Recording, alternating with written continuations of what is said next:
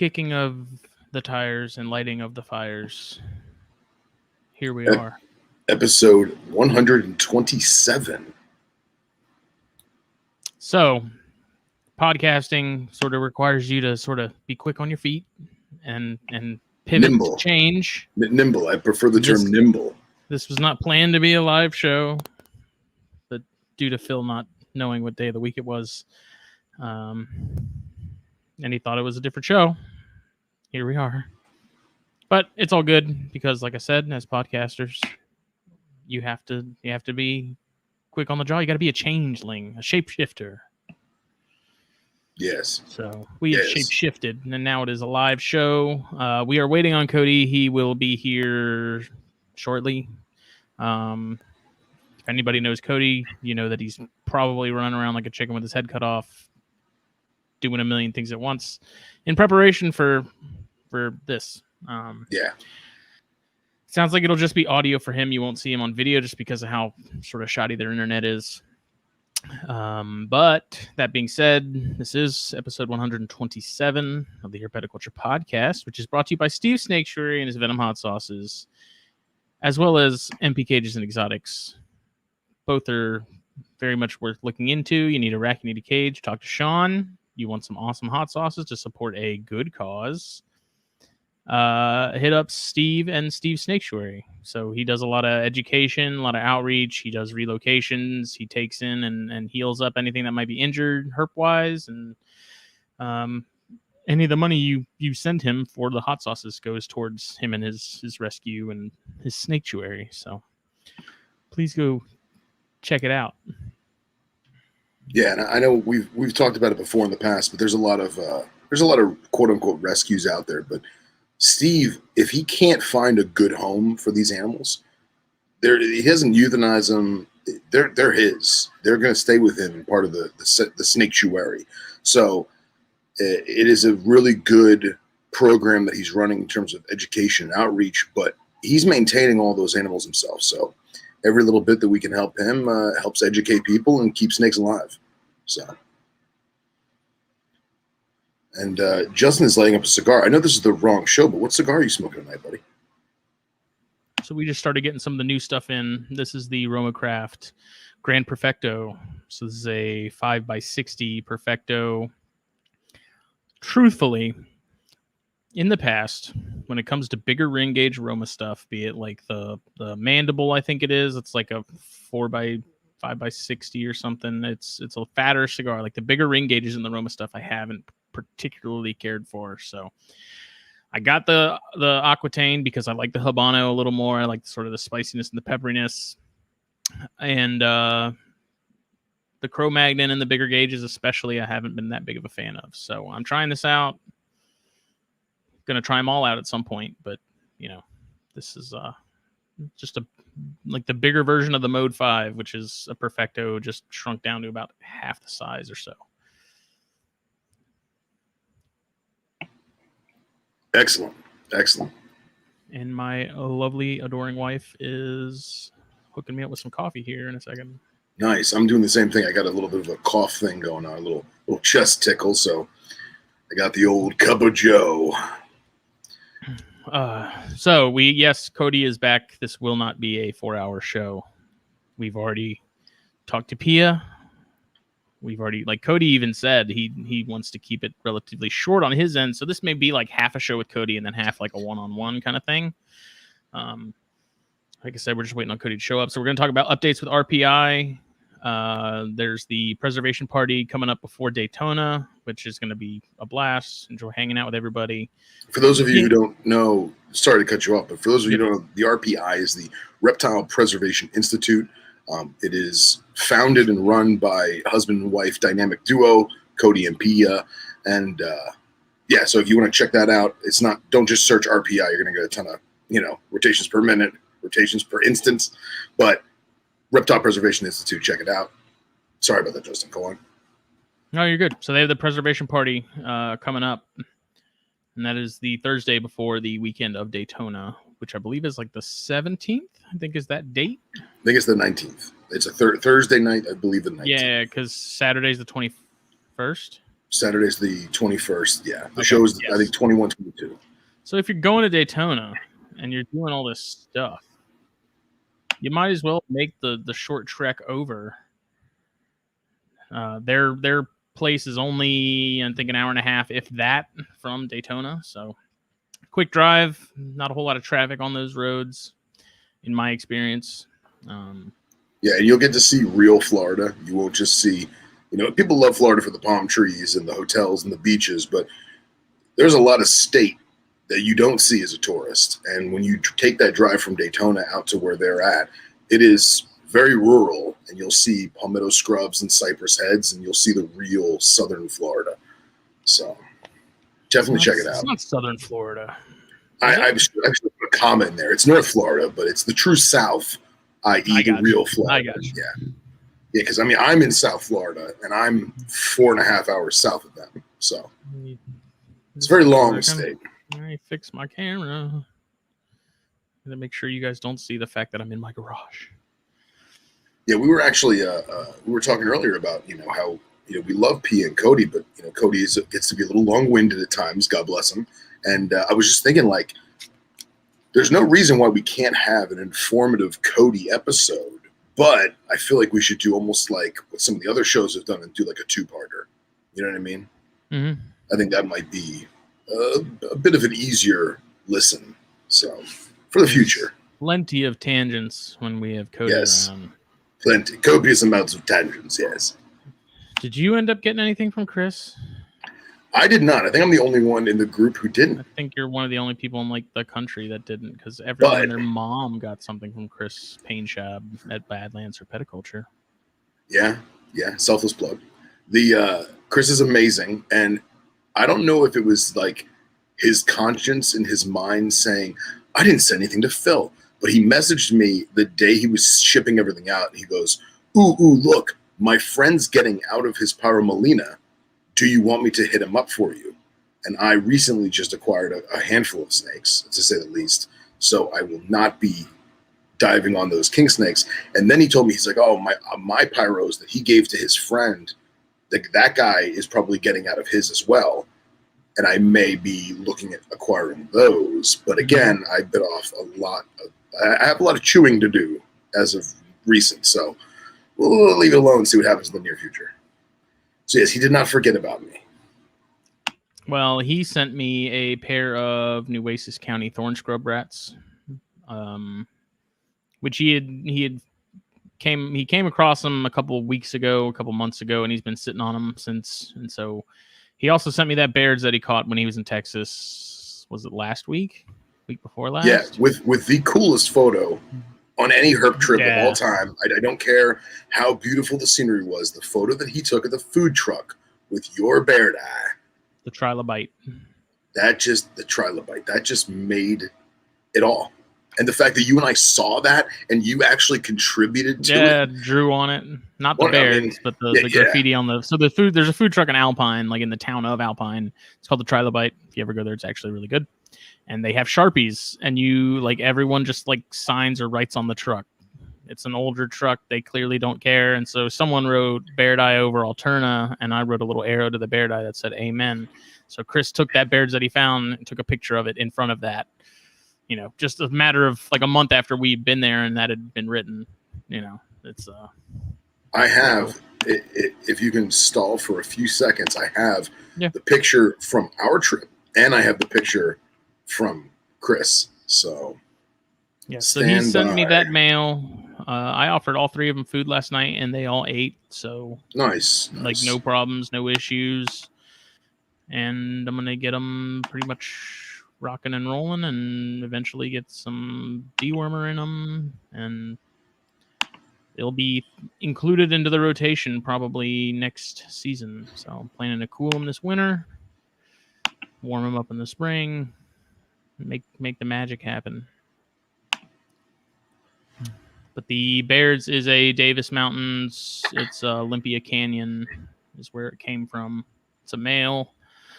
He's a little thin, which I would kind of expect for given the territory and whatnot. And we're going to fix that real quick. I'm not going to make him obese, but I'm definitely going to feed him a little heavy for the first first few weeks, kind of get some weight on them, and we'll be in good shape. Yeah. I'm trying to find the picture of you writing the amen. Oh, did you actually take a picture of me writing it? Yeah, and I may have deleted it because it was blurry. It was one of those times where it's like, oh, I'll just take a quick picture, and then like you look at it hours later and you're like, oh, that picture is horrible. Yeah, I don't have the picture of you drawing it, but I do have the picture of your snake in front of it, so we'll show that. Lay it on me. Sir Barrett is in the chat. Tavion is in here. Mike Kosicki, Billy Jenkins. The whole shebang. Usual suspects.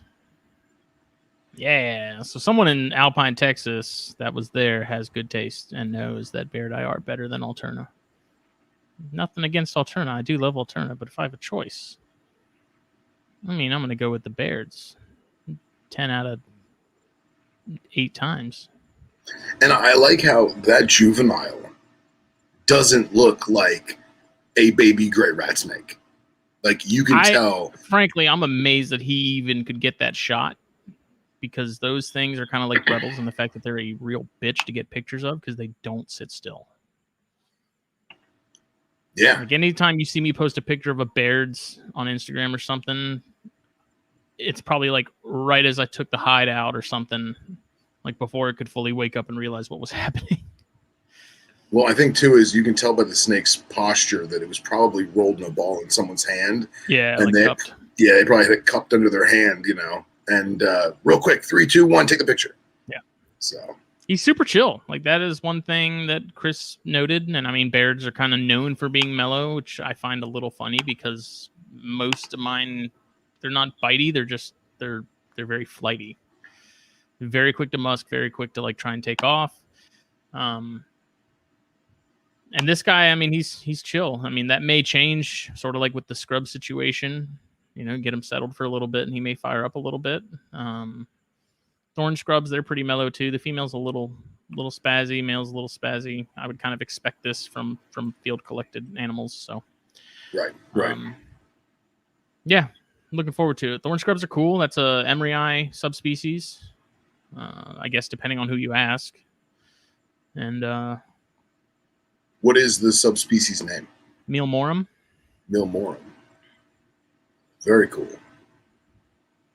But I mean, it's a subspecies that's recognized in the field guide, like the Texas Snakes book. Nice. You know, so I don't know. I thought they were cool. He found some. I was like, man, those are gorgeous. And he's like, oh, you know, I mean, he found that female like crossing a highway or something while he was driving. So he was like video chatted us that day when he was driving, and he's like, I just caught this big female thorn scrub crossing the highway and saved her. And he's like, I'm gonna hold on to her. And then like 3 weeks later, 2 weeks later, maybe even a week later, he was like, oh, I found this awesome aberrant male. And I was like, hold him. Send him to me. Sold him. The male is gorgeous. He's got some aberrant patterning and stuff like that. And female looks pretty standard, kind of a darker grayish chocolate brown kind of deal. Male's a little lighter. They're cool. I'm excited to see what happens. The only other person I know that's actively sort of breeding those, and I'm sure there's plenty of people that I'm just not aware of, but Chris Montross at Dark Horse Herpetoculture recently hatched out some, and he had some like reverse stripe ones too, like really wild looking. I don't know, they're cool. So, and he had some from Nueces County as well. And then Jake got a pair of yellow rats, small like yearling yellow rats that were pretty neat. They were Seminole County. I think those were originally from Chris as well, from Montross. Got him a little Mexican pine. And I think that was it. I mean, Chris was sending out packages all over the place. So, one of the best in the world. He's a beacon of positivity, and I don't know how he does it. Struggle. Inspirational. Truly inspirational. I just want just a sliver of that mentality. Yeah. He's so damn positive all the time. You are a freak. Yeah. It's one of those scenarios where it's like, you know, we always ask ourselves, what would so and so do in this scenario? Or, oh, you know who knows a lot about this? Bob knows about this. Well, let's what would Bob do in this scenario? I can't tell you how many times a week. I'll be honest. I mean, I say it out loud, but I think to myself, how would Chris handle this? You know? With a smile on his face, whatever the answer is. Well, I mean, I just think about it like, a worldly educated fellow has his own business, a family man, and a very prominent herpetoculturist. So he's the full package.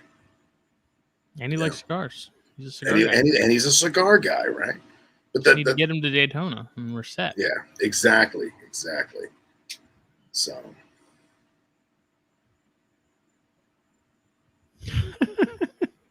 Jason Keller, this Palmetto Coast Exotic Signature Series rack that I'm working on is going to be inspirational, and I'm sure there's going to be a follow-up to that about something about how it doesn't hold snakes well at all. Nice. I'm waiting for it. Yeah. That's what Keller reminds me that every day. A, my rack sucks. B, rhino rats are inferior to Barons racers. And that's it. Wait. Say that again. He insists. I won't even say he says. He insists that Barons racers are superior to rhino rats. Didn't he just produce? He did just hatch out a clutch of Barons. Okay. He's selling them for $5 a piece. So if anybody wants Barons racers, please contact Jason Keller because he has a whole clutch of them and he's selling them for next to nothing. Said he wasn't holding anything back. He was buy 3, get 3 free. That's amazing. What's funny is I thought those were rhinos at first glance when he sent me those photos. And I was like, oh man, congrats, rhinos. And they're Barons. And I was like, that's why I just asked. That's hilarious. Yeah. I love that because that probably upset him. I know. That's the best part. But he actually... Jason, but we have to get him on here at some point, by the way. And if anybody's curious, his Instagram is king_baboon1. So there you go. He said along with the custom rack, you can lose every one of them. Nice. That's good. Good job, Jay. Him and I were just talking about snakes this morning. That's hilarious. I want to see this rack. I want to see if there's very large air holes in every drawer. It's probably like it's just a picture of like a lidless tub on the floor. My Palmetto Coast Exotic Series rack. That's amazing. Okay, so in my defense, I have no idea who made this rack. I don't know where it came from. My dad ended up getting them in a trade for something like 2 years ago. They did the job. Well, did they? I'll take that back. They didn't do the job. They hold most snakes as long as they're a certain size. And so this is like my only option right now. So I'm using it. The shims have worked wonders. Good. But now sort of the question is, so I have my male Brettles in a pretty big setup, pretty big cage, right? I'm kind of at a point now where I need more space for some of these racks for all the beards that I have growing up now and the corns and stuff. And so the question now is, do I get rid of the Brettles to make space for like expansion, I guess would be the word for it. Well, I think my knee-jerk reaction is because you're not diving into the Heloderma just yet, put the Brettles in the garage. I could. That would just be the simplest. But it's like constant heat. If it were one thing where, like, if it were colder, that'd be fine. But because of how warm it gets in the garage. Yeah, but they're from Australia. I understand that, but they're not in freaking 90-degree heat constantly throughout the year. Wait, you're saying that your garage is 90 degrees? I'm saying it's hot in here with very little like ventilation. I don't know. I'm just okay. And where the hell would it freaking go, man? I don't know. Exactly. I don't know how your garage is set up currently. I remember what it was. That was almost a year ago. I ago. feel like we clean it once a month, like get everything organized, and then within a week, it's back to being just chaos. So, but I don't know. I do. So the guy that I got him from originally lives like an hour from me down in Savannah or outside of Savannah. And he had talked about borrowing him to pair with his female. And I may just have him take both and hold on. Like he can breed them and do whatever. And then maybe I'll, by that time, maybe I'll have more space to get back into them. And I can either like get a pair of babies or something. It's so hard, man, because I love those snakes. Like, the female's the first Bredls I ever got, and I love her. And the male's just the coolest snake in the room, because he's so chill. Yeah, I say you I could fit a lot in that spot. Or put him in Ellie's room. Give Ellie a little responsibility. You understand, I have a wife that has to sign off on all of these things. Yeah, bring it up Get to a her. shed in the backyard. I've thought believe me, I've thought about it. I've thought about converting the garage. That gets shot down. The shed thing, we might as well convert the garage because it's probably a little cheaper. And I think pretty much the conclusion is now just going to wait a little while, and then at some point, when we buy our next house, it'll just be a bigger house. So yeah. It's funny. She thought when I got that stuff from Chris, she thought I got those pygmies, and so she came in last night. She's like, "Did you get those rattlesnakes?" I was like, "No, seriously." It's like, it's for real. Like, I'm not that dumb. I'm not facing your wrath. Nice. You think I'm an idiot? Oh. No, I told her not to answer that. So, right. I tried to get her to not build herself, but get a she shed, and not going for it. It's a no-win situation. Negotiations have broken down.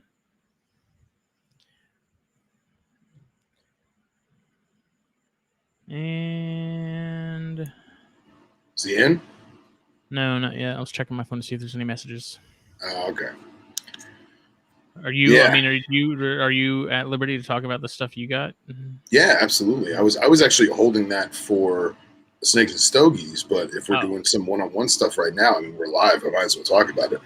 Well, we can talk about it now, and then Monday we can have pictures, like show and tell. Yeah. So my good friend Marcus and I, Marcus from M&J Ecological, we've done a lot of sharing of species in the past. I buy him stuff, he buys me stuff. Hey, hold on to these. Hey, you hold on to those. And we never really had any like definitive projects, And he had mentioned that he's building a new venomous room in his garage, like actually in his garage. So it'll be a self-contained room in the garage with its own air conditioning system, its own electricity, ventilation, all that. And he wants to basically make a lab. No, we're not going to be doing any milking or anything like that. Just lab quality equipment. He has his own microscope for doing hyper levels of awesome. Yeah, hyper levels of awesome. Hyper levels of awesome. So, and it wouldn't shock me if Scott's room was some inspiration from Marcus, I'm sure. So he had acquired several different species of viper recently, and he's like, "Hey, man, if Underground gets in something that you like, let's go in. Let's buy a lot of them." And I said, "You know what? Underground's getting Egypt in soon." I said, "We really should get into Cerastes because I've had them before. I've kept them for other people before in terms of like strictly Underground, all these other wholesalers." They're just sand boas. They're basically sand boas with devil horns and super toxic venom. And they're awesome. And they're very difficult to keep in South Florida, specifically because of the overabundance of humidity that we have. They're North African, Saharan type snakes. And we did it. So we bought a lot of them. And it's going to be cool, man. It's going to be fun. We got 2 gravid females. So hopefully if they do drop their eggs and they don't just abort them, that'll be a wild ride because that'll be our first time having eggs from them. And then here's a question then yeah. to that. Because they are a more arid species, do you incubate the eggs with less humidity and more dry than you would other stuff? Well, we always hold on one second. Jesus. It looks worse than it is. That was muted, by the way, right? Yeah. Okay. It just looked bad. Yeah. It's talking, man. I've been talking all day long at work today, so I'm like dying. Hey. So, hey, he's here. So very few people have actually successfully on purpose bred them in captivity. And the people that have, I don't want to say that it was luck. They knew what they were doing, but there's still very little known about them in the wild in terms of, seasonal breeding and precipitation and food intake. And they know that they copulate under the sand, which is actually super cool. So I've got painful. It does. So I've found some papers that are a little bit older, about 15, 20 years old, going into some captive breeding done in a scientific sense. So I'm going to be focused on them, and I have some books that are a little outdated, and we're going to roll with the punches and work accordingly. So it was like the best line from Deadpool was, "That sounds about as much fun as a sandpaper dildo." All right.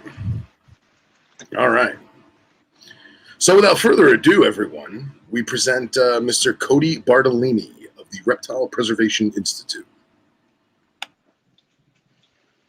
Does he live? Cody.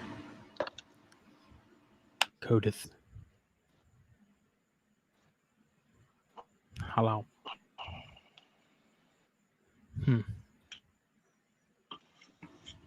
Cody.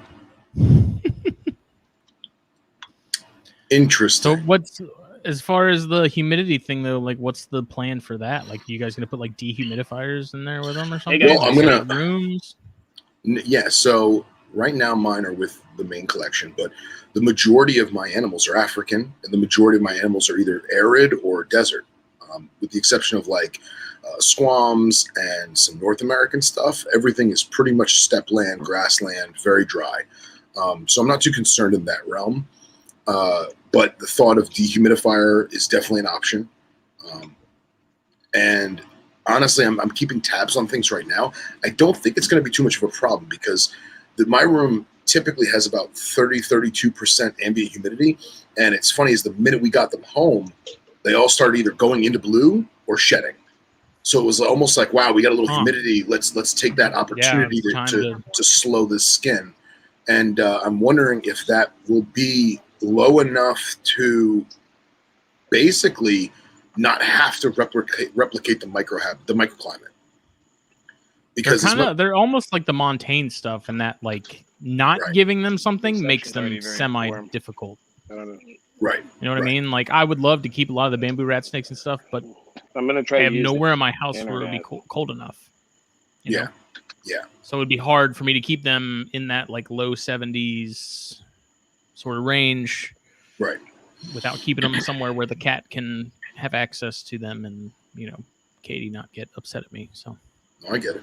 And the majority of the animals that we have, they're going to be in Cambro style rack with complete back heat, like the whole wall is heat tape.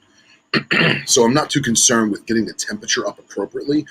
I'm more concerned with keeping the temperature past sunset and then having an appropriate night drop. Because I was speaking with Nipper about this, because Nipper's obviously traversed the Middle East more than anyone else I know. And he was telling me that in most parts of, say, the Negev and the Sinai and, the deserts west of Cairo, west of, the Nile, it drops real quick. I mean, massive temperature swings. Yeah, 15 degrees Celsius drop, 15 degrees in centigrade drop every night. But, excuse me, but I've been watching the weather from like Cairo and from Luxor, and it's still 100 degrees up until about midnight. So I don't know if it's just because of the time of the year, just like Texas, or it's exactly just like that, or if it's because it's summer for them still. I don't know. So we still have a lot of temperature bugs to work on, but I made a decision that I'm going to sacrifice a 3-foot display vision because I have a good amount of them, and I'm going to do it up like ancient Egypt, like put hieroglyphics on the walls and do a lot of stone and rock and stuff. And Mummies. oh yeah. And Nipper was giving me some ideas, and I think that's going to be the harder thing to keep, because the rack system will have the panel and it will maintain the temperature for longer. But I know that vision cage has no insulation at all. It's just going to vent everything out, and it's not going to hold heat. So I think I may do halogens on the back and then actually put heat pads on the walls on the plastic where it adheres to the sides. Why don't you just put it in the oven? And then basically make a radiant heat panel on either side of the enclosure. So, and then I'm also gonna have foam in there that'll be like the rock what if walls. That's what I was getting. Like, what if you just bought some panel foam insulation and attach that to the sides?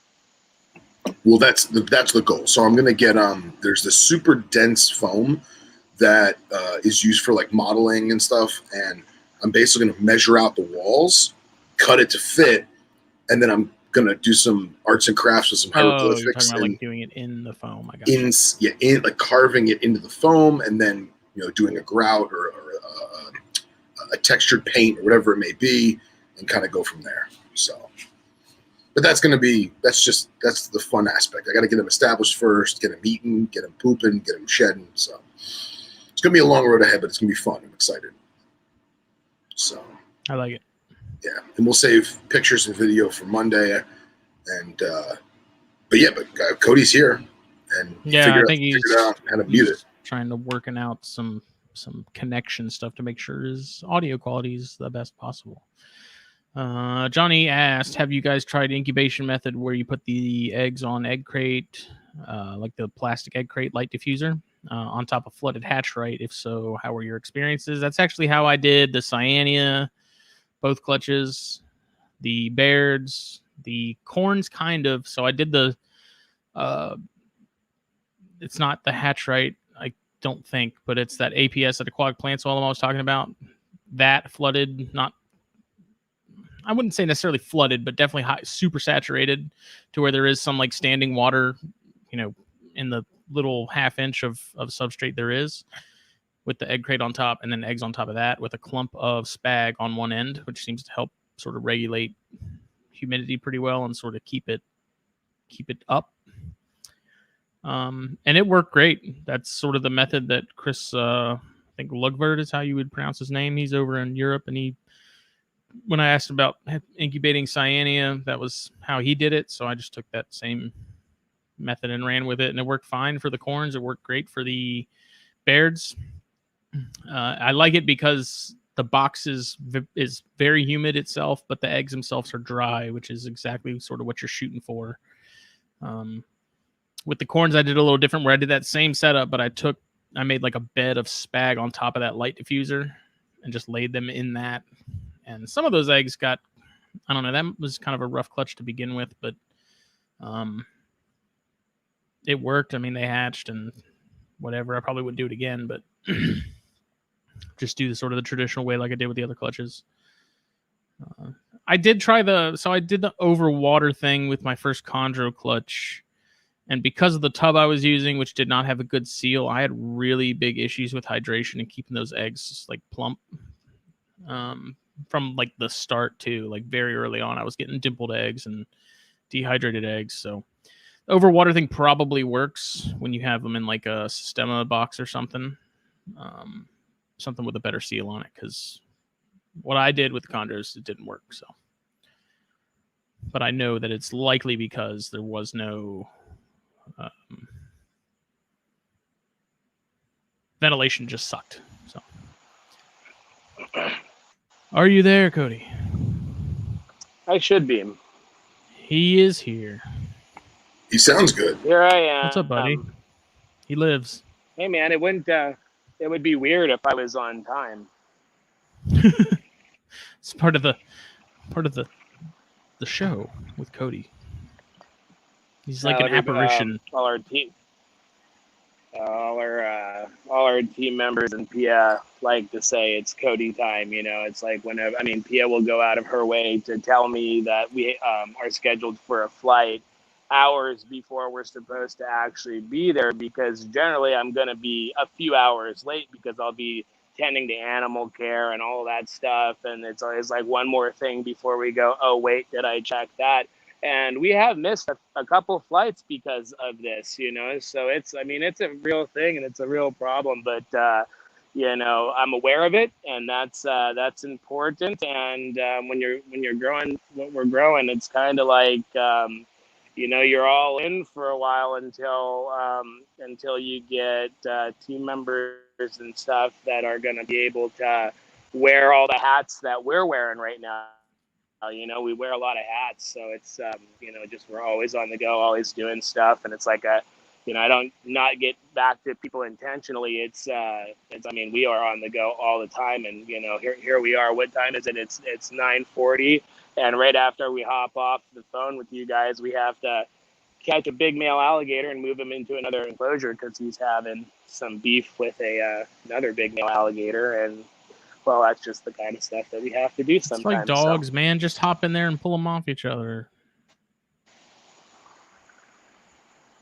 Yeah, I mean, you can. It's a little different. I was trying to get this animal to move out on its own and see if I could kind of corral it into another enclosure, but wasn't having it. Took back to the water. So I was like, well, we're going to have to get some ropes on it and move it. So I don't want to do that alone. So Daniel's here. Daniel Lopez is one of our team members who is here all the time. And when the second that we need Daniel, he's on his way to save the day. In this case, it was bringing more wire panel fencing to make an emergency holding enclosure for this alligator until we get its primary enclosure done. And you know, Daniel went out, got the wire, and hitched it up on the old trailer. Just got here and is just sitting there waiting, watching the alligator waiting for me to hop off here, and then we're gonna catch this animal up and move it into the new enclosure after we fence it up and everything. So it's you know, it's nice to have help, dedicated help. But yeah, so let's talk about some stuff, guys. Well, real quick, is it easier to do this at night or in the daytime? Like, does it matter? I mean, obviously it's hotter in the daytime and you're sweating, but is there a specific reason why you pick the nighttime, or that's just the fastest you can do it? I needed extra hands to work this animal. This is a 10-foot male alligator, and Pia just got back and called Daniel in to do this because we have two about 10-foot alligators that we got from FWC nuisance alligator trappers that ironically Derek Dykstra put us in touch with, and who had taken the Rattlesnake Conservancy handling courses and is also a nuisance alligator trapper. And the first alligator that and the alligator trapper's name's Ron Sanderson, and he's a super good guy, and like took to him right away. But he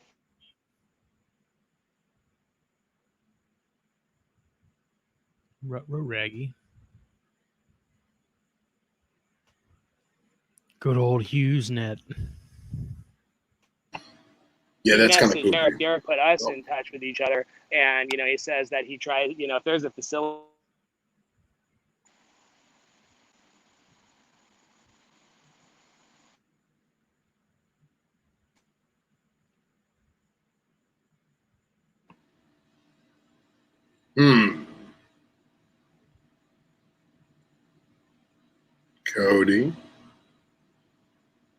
Cody. Dun, dumb. It's the only downside to where they live. Yeah. Everything else about it is awesome. The question is, oh, okay. I was going to say, I feel bad if he's still talking and doesn't know that the feed's cut. I'm sure he'll jump back in.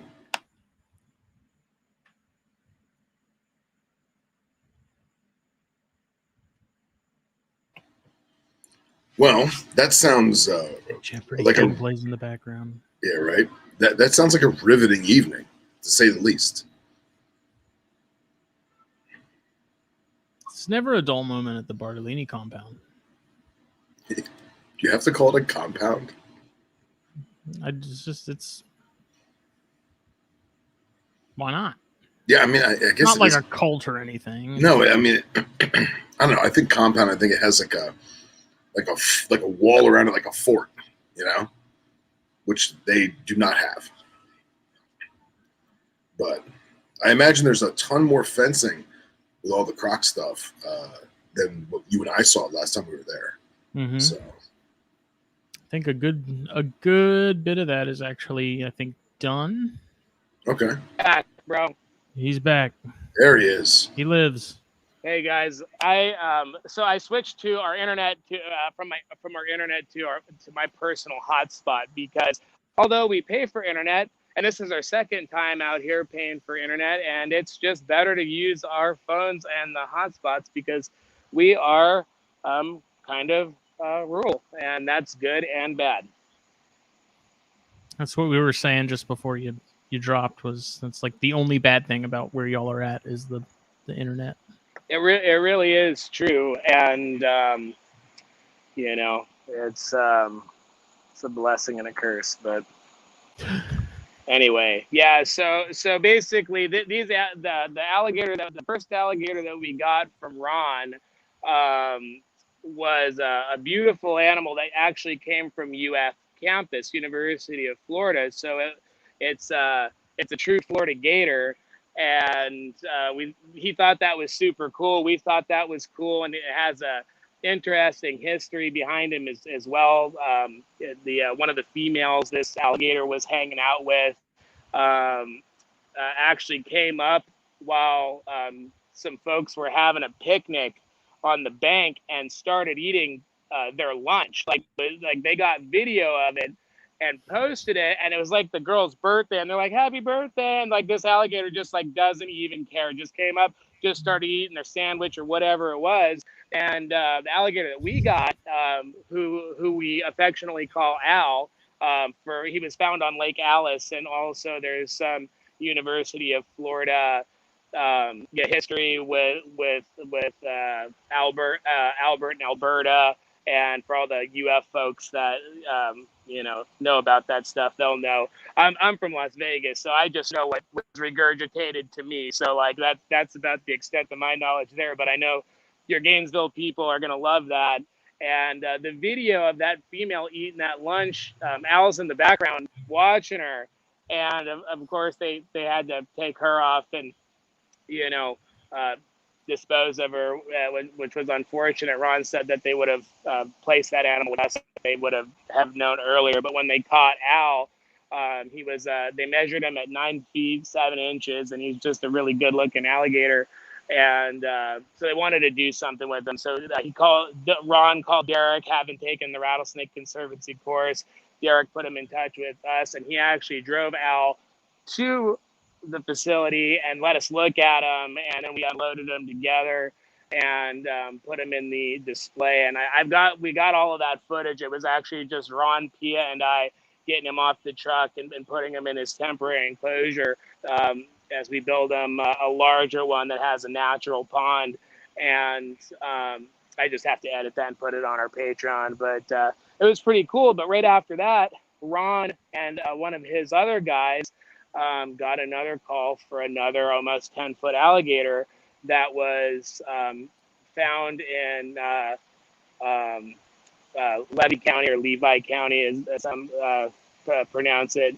And it was under somebody's Toyota Tundra, and it was another good-looking alligator. So Ron got it, and they're like, "Can you take another alligator?" And we're like, "Well, we're almost finished with the primary enclosure, so let's take him and see if him and Al will get along temporarily. They're two big male alligators, so believe me when I say I know that they may not get along, but in a lot of instances, when animals are placed together, nothing happens, especially with the crocodilian. Sometimes you put them in together and they want to kill each other for whatever reason. Sometimes you put them together and they're completely fine.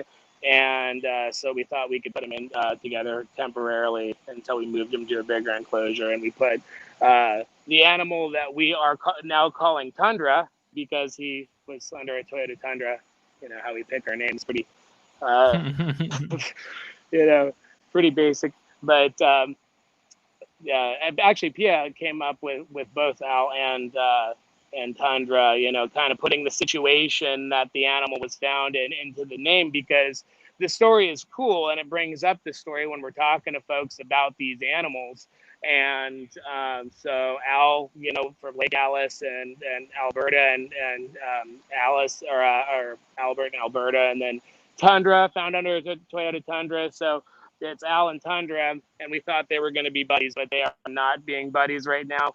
And we don't want to leave Tundra in there with Al overnight, because Al is also blind in one eye, and he's got teeth marks from old scarred injuries from clearly not being friendly with other alligators. So, but you never know whose fault it is. It could have been a bigger male biting him and he was actually the cool guy. But, sometimes it's the bullies that are the most beat up because they're asking for it. And sometimes they get their ass handed to them.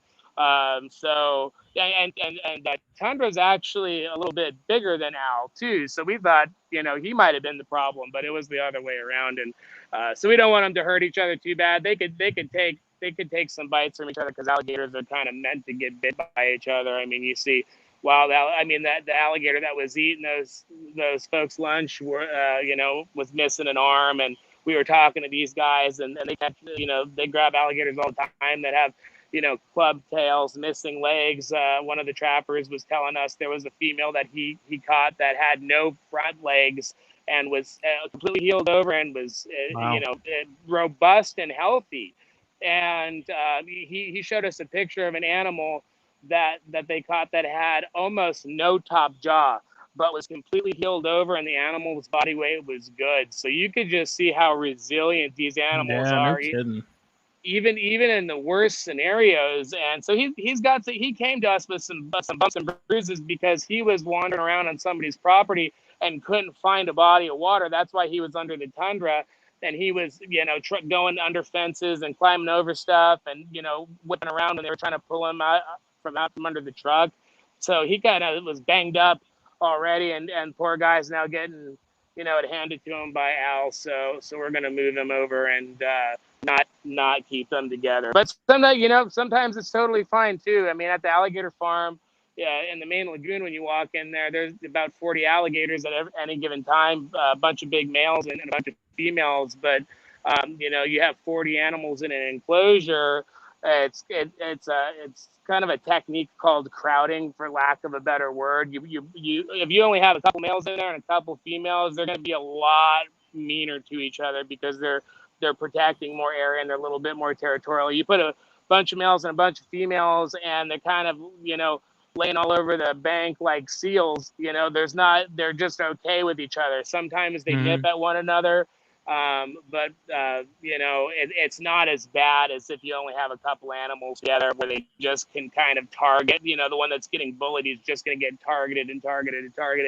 And, but sometimes that's not the case. So you kind of just have to mix match and see. We have 5 more Let's crocodiles that we got from Dallas World Aquarium, and they're all sisters, and they're about 4 feet, and we have visual barriers in their enclosure. We have visual barriers in the water so they can get away from, like palm fronds, to block their view of one another if they don't want to be seen, or they could hide under the palm fronds. And if there's an animal that's aggressing on them, because most of the time they're fine, but sometimes you'll see them chasing each other around and being crocodiles and stuff. And, that's, I like, the best would be animals kept only, maybe like a male and a couple females, or like, where they all kind of know each other, and they're a group that gets along and keep that group together, and you add more animals,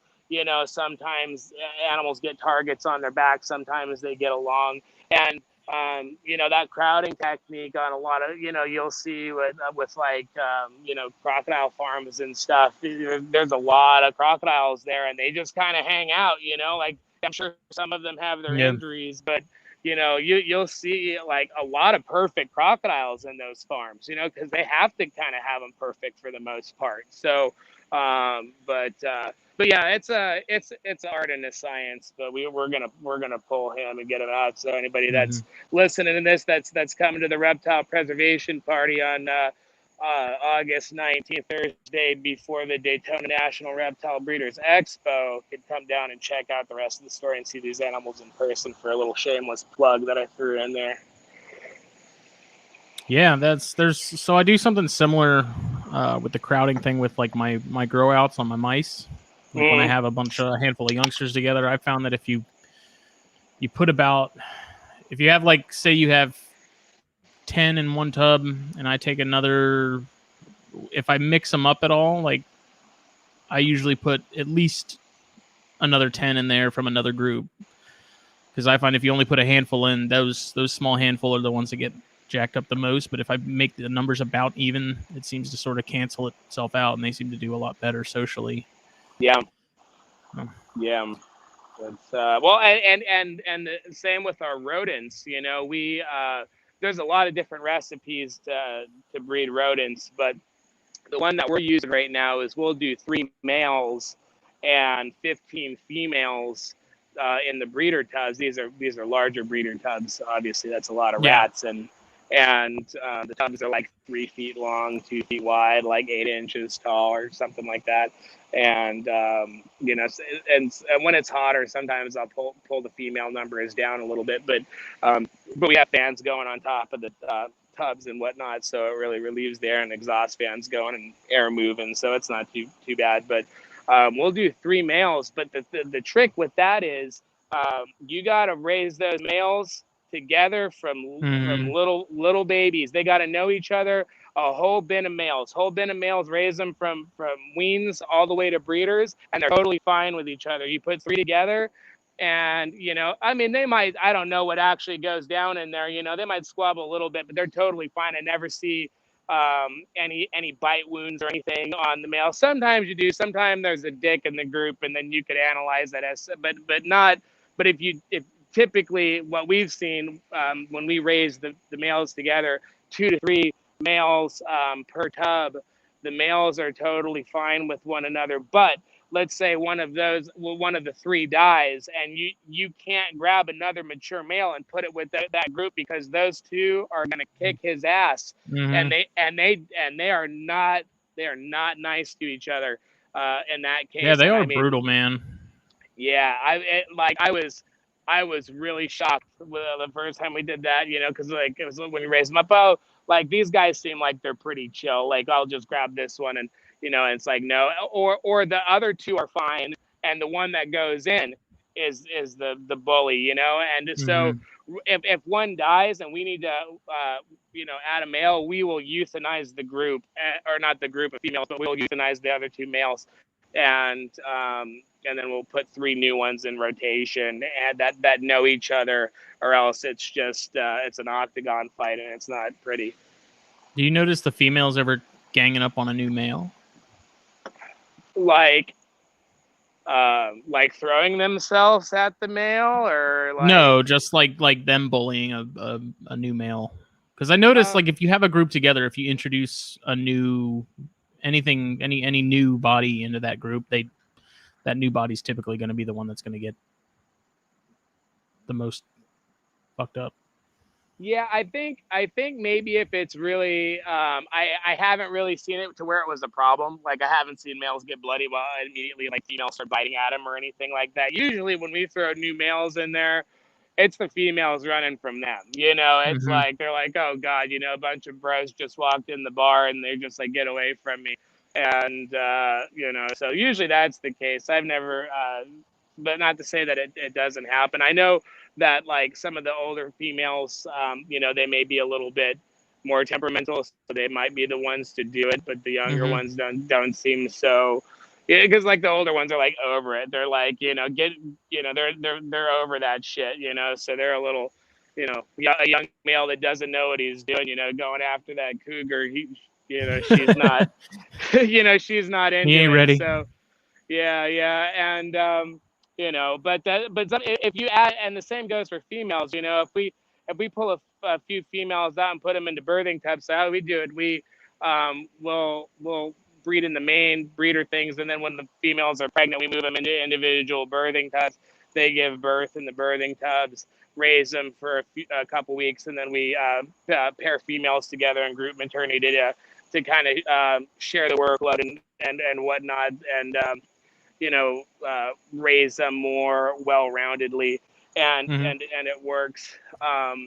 But when you pull some females and put them over to birthing, and you're and we'll have holder bins, freedom breeder holders, that'll have females that have weaned out their babies, and we'll put them in a holder with a fan on it and let them kind of chill out for a week out of breeding rotation, and be nice to them. We're nice to our feeders. We don't we do little enrichment stuff and give them extra things, and just kind of not just breed them into the ground. And then it's also good too, because then you could kind of cycle them at the same time, where you can kind of get more consistent reproduction and stuff, and kind of get your timing down a little bit. Like any rodent operation, it's everybody kind of has their rhythm of the room, if you will, and they've got their own kind of recipe how they like to do it. And some people don't do the individual breeding or the birthing tubs and whatnot. They'll just do a 1.3 group. Those females raise up the rats and in the same tub, and they just pull them as they want to and move them to another tub or feed them off or whatever. So a lot of maybe small breeders or keepers will do something like that, because they don't need quantity.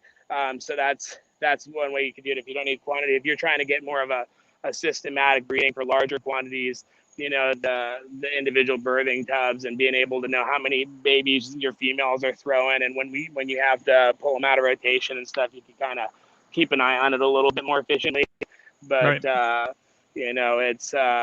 It definitely keeps me busy. It's about 75%, 50 to 75% of what I'm doing mostly, but there's all kinds of reptile stuff. We've seen that action. Every time. You'll see it this year too. I think every time we're at your place, there's at least two of you working in there, for hours. I mean, I'm definitely the director of the rat barn for sure. I'm in there all the time, and but I do enjoy it. It's not so much in August, but it's my favorite times to be in the rat barn are October, November, December, January, February in Florida. And in northern Florida, it's a little bit better because you get a little bit crisper. Our property, we've got longleaf pine, turkey oak, live oak. It's refreshing Florida, and then we're not too far away from subtropical Florida, and so it's kind of nice up here. Do you notice better litters when it's cooler versus warmer? I don't know. I'm so sporadic with anything that we're producing, depending on what it is, and just haphazard. And we've been so busy with building up stuff that I haven't really been focused. All of our breedings I feel like are accidental. It just happens. But I mean, with your rodents. Oh yeah. Oh, it's the best. So we're talking rodents. Yeah, I'm like snakes. I don't know. They're all over the place. Wake up, find a whole bunch of lineatus and. I mean, that's how it was. We got 7 by lineatus in February 2020, and we're like, cool. And then October 2020, we got 11 from the same by lineatus, which is the 2-line forest pit viper. For everybody who's like, what is by lineatus? The 2-line forest pit viper from Suriname and Peru. There's a subspecies there, both Rops by lineatus smaragdina or smaragdinus. I'm not sure what one of those two, because you got Ophryacus smaragdinus. There's all kinds of stuff, but the 2-line forest pit vipers from Peru, the smaragdina, those are amazing. If anybody's listening to this, Google, or Justin, or one of you guys, or Justin or Phil, one of you two guys, pull up images for both Rops by Lineatus. It might be under both Rheopsis by Lineatus, Smaragdina, and images. Google images. There's a picture. It's like a speckly, like blue and some yellow, and it's just like, it's insane. Because the regular Bilineatus, which used to be both Rheopsis bilineata, from Suriname and Guyana, the traditional looking Bilineata. But the Smaragdina is looks like a kaleidoscope. It's a beautiful snake, and I've not seen one in collections in the U.S. or Europe. I haven't really.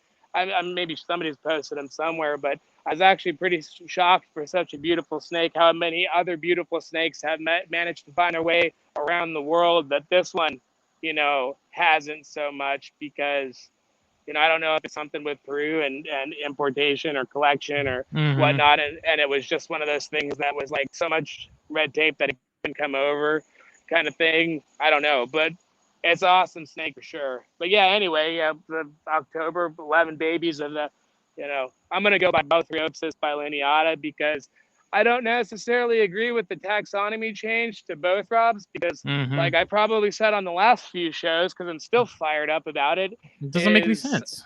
Yeah, both Robs are well, some of them could be a little bit smaller, but we'll just say larger terrestrial lance heads without a prehensile tail, where both Rheopsis are laterally compressed, prehensile tailed, arboreal, very slender, like Taniata, both Rheopsis Taniata, or now both Robs Taniatus, is, that animal's got a body type like a Cook's tree boa. That's not. Yeah, they Robs. are very, very Corrales-esque. They're ropey. They're ropey. They might be like 4 feet long, and they're just like ropey, and a big old terciopelo, both Rops asper, both Rops mugini, the Brazilian lance head. That's a chunky lance head. That's a both Rops. Terciopelo is a both Rops.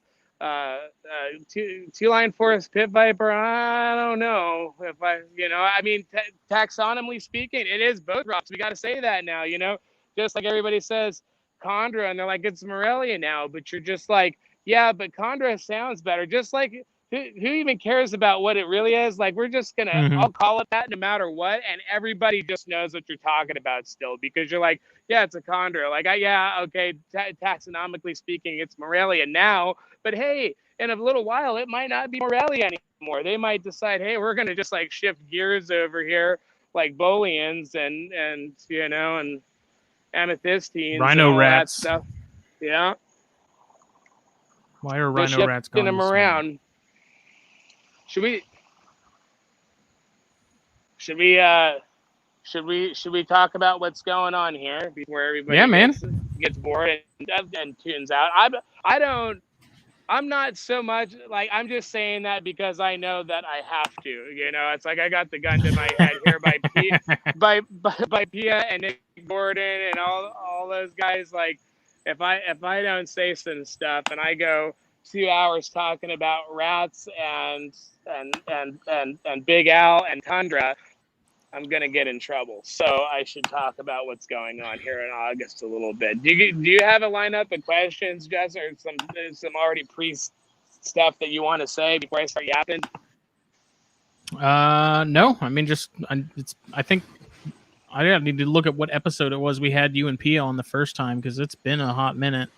It has been a hot minute. So I know a lot's changed. I know you guys have done a lot since.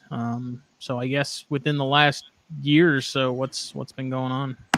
Yeah, I mean, God, it's so high pace around here, and yeah, things are just constantly progressing, and it's like, well, I think was the last time that we were on for 2019 Carpet Fest. I think so. I'm looking through the archives right now.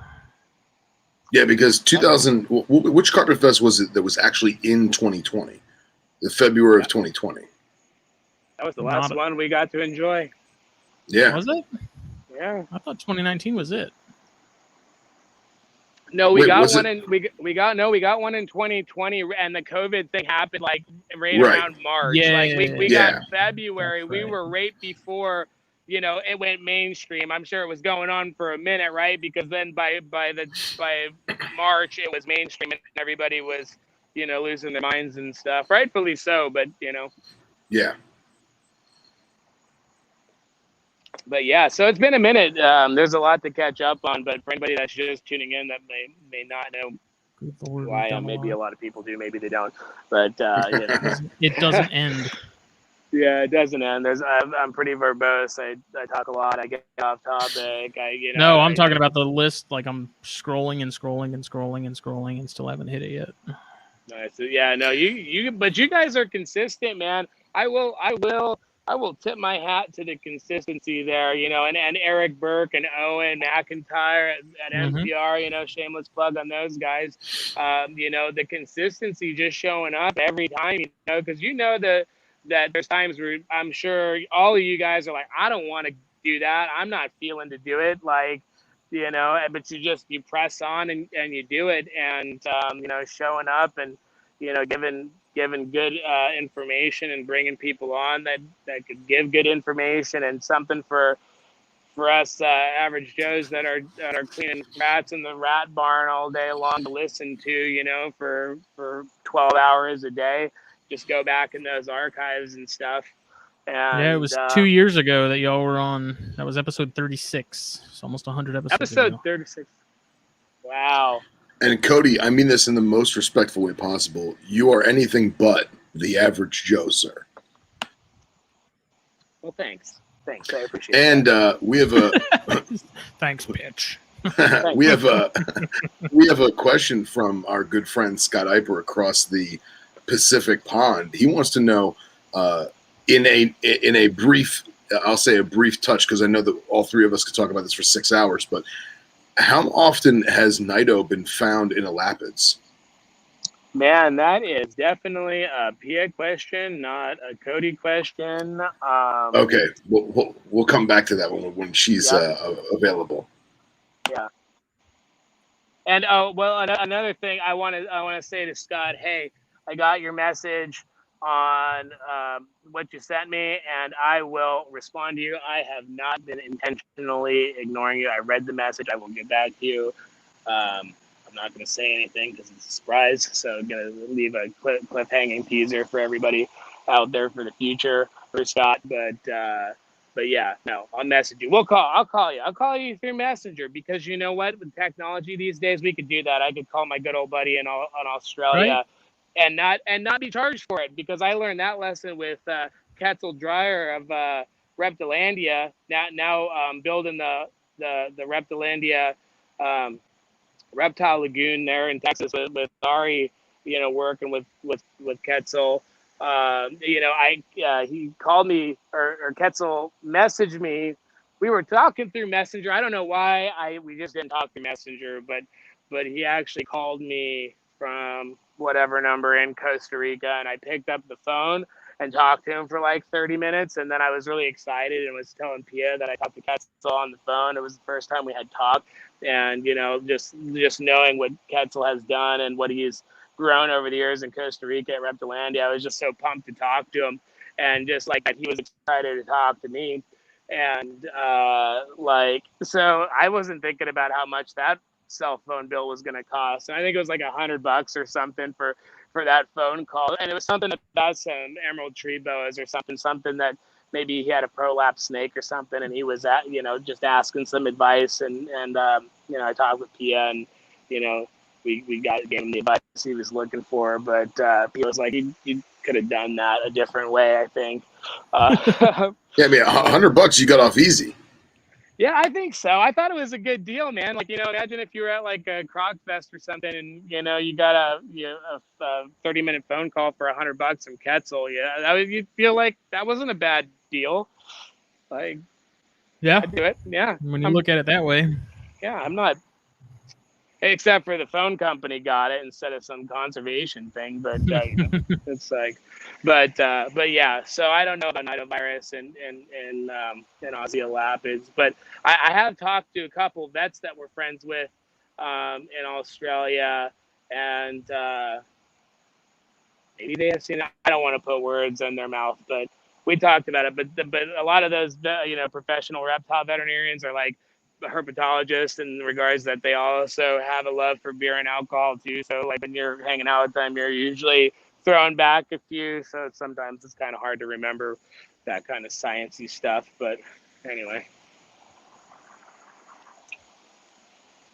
So are we gonna do we want to segue into talking about the I don't want to say this wrong, but WRAPS or RAPS? Yes, we were going to talk about that briefly because I think we're trying to plan an episode with Wyman and some of the other folks involved to really talk about that more in depth. But I know, like P had mentioned, just sort of briefly sort of going over it, and the Cloud Forest Alliance. Yeah, absolutely. Yeah, absolutely. So we're a part of the founding members of RAPS, which is the World Reptile Amphibian Preservation Society.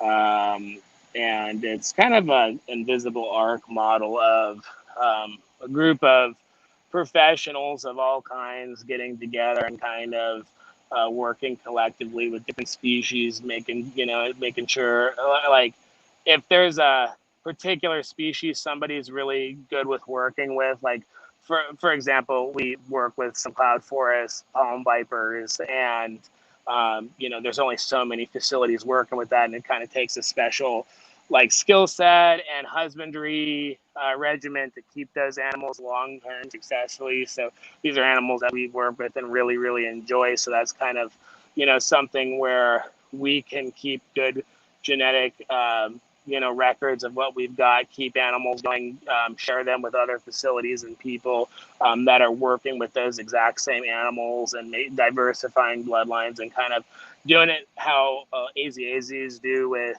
the SSP, which is the species survival plan. Like each zoo works with certain species in those survival plans, and they've got different statuses of conservation interest or effort and stuff, and how many of those animals are kept in what zoos, and they kind of work collectively to make sure that they have the best genetic stock, even if these animals never see the wild, that they keep track of. I think when you become an SS in AZA Zoo Association, Zoos and Aquariums, when you become an SSP, or you get an animal under an SSP and you're a coordinator or a stud bookkeeper, there's stud bookkeepers, coordinators, and they the AZA will send keepers to a school where they learn about record keeping programs that where they can keep track of bloodlines for 100 years out on different animals and stuff, and I haven't attended one of those, but a few of my friends and colleagues from the alligator farm and different zoos have become stud bookkeepers, and they have done those courses where they like extensively teach them how to really keep keep everything diverse and how to bring in new animals to the system, unrelated animals, and keep track of those and whatnot. And AZA, like that's one of the reasons AZA, whether you love them or you hate them, depending on whether you work for a zoo, you don't, you're a private sector person that thinks AZA is just elitist and full of themselves, and private people do it better, or whatever. It's like there's so many opinions there, and there are AZA zookeepers that are not a fan of AZA policy, but they just happen to work at an AZA zoo, and that's their job. And it's like just like anything in a job, maybe you don't agree with some of the things, but overall, like that's geared toward the right thing, and maybe like there's always room for improvement. So I mean, they're like Nick Gordon, who is a founding member of the Abronia Alliance, which is a conservation initiative that's geared towards Abronia lizards, the Mexican arboreal alligator lizards. Everybody, I think, knows Nick Gordon at this point. But his professional day job is he works at Toledo Zoo, and he's one of the lead keepers there. And he does, he's a professional AZA zookeeper. He's one of the best zookeepers that I've met. I've never even seen him in his environment. We've still got to go up to Toledo and check out everything he's doing. But Nick has come down a few times. We've gone up there, and Forrest. I think everybody knows who Forrest Fanning is at this point. And Forrest and Nick built the relationship, and Forrest put Nick and I in touch. We shared phone calls over the phone, and then after Forrest passed, when we went up with Desiree and Steven, that's when we met Nick in person for the first time and really hit it off, because he's got he's got both. He's got the private sector interest, and he's got the AZAZU polishing, and everything. So he's just a really well-rounded keeper. And, similar to me, where, it's like, obviously everybody gets their start in the private sector, and then, you maybe push, you're one of the few that are lucky enough to be able to make a living doing that. However you do it, whether you're a breeder, you get into the zoo field, just making a living doing, like, regardless of what you do with the animal field, it's not an easy living if you do it full time. If you're a full-time zookeeper, you're committing a lot. A lot of the times these zoos, even well-paying zoos, don't pay as well as, a grown-up person's day job. And so you're sacrificing generally a pretty good or a lot of potential income in another career to work professionally in a zoo or something. Even as a curator or director in some of these zoos, they're not making as much as a director in some big wig corporation or something. Like, it's still a pretty modest living, but they love what they do, so that's the trade-off. And where, like, I started in the private sector, I was I don't have a degree, but I was lucky enough to get in with Carl Barton at Ventox and Venom Laboratories and the Reptile Discovery Center when I moved to Florida.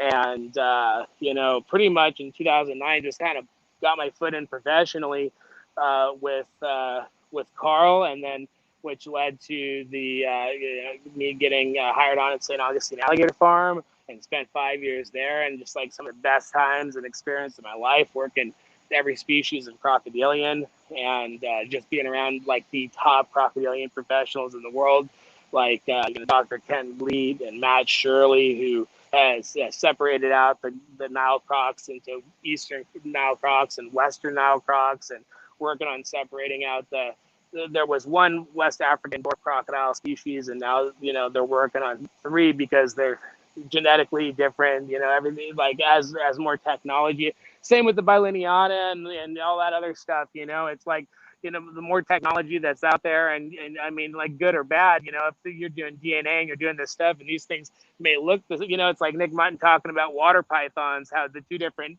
clades of water pythons are so drastically unrelated, and one's more related to this than the other water python because of, whatever separation and and the gene pool there. And it's like, so that stuff is there. So we're like I was very lucky to be able to, these guys to take me under the wing. And I I'm not trying to name drop or anything like that, but I mean, it's true. It's like, I was very lucky, and getting in with Carl and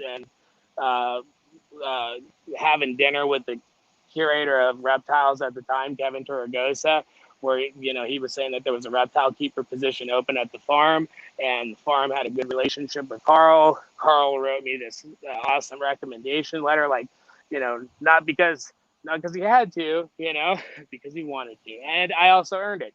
And he wanted to see me grow, and that was my goal all along as a little kid, is to get into the zoo field. And I was able to get into the farm and work with all this. It's like there's only a handful of places you can get really good croc experience, and I was really, really, really fortunate to get in at the farm, because if I wasn't at the farm, I would not be a quarter of the crocodilian keeper that I am. And I'm not trying to brag on myself or anything like that, but it's like, the farm has been open for over 125 years, and polishing those techniques with crocodilians from capture and science and husbandry and veterinary visits and all of that stuff. And it's like, in the 5 years that I was there, I was just drinking out of the fire hydrant of knowledge from the farm with everything that, like just Jim Darlington, who's now the current curator of reptiles there. And,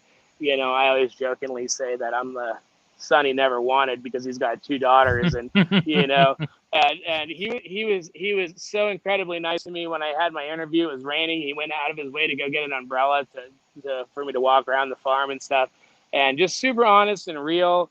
And but I'd also be a pain in his ass like a kid. So that's why I say that. I'm always like, Jim, I'm like the son you never wanted, but so he's the current curator now, and Jim actually married Pia and I at Maxima's platform, which is the giant saltwater crocodile that are, superstar, and it was just like so cool. But because of being at the farm, it's like a premier crocodilian facility. Like all the top researchers like Matt Shirley and Kent Bleed, who's at the University of Florida, and he's like the grand poobah of crocodilian research.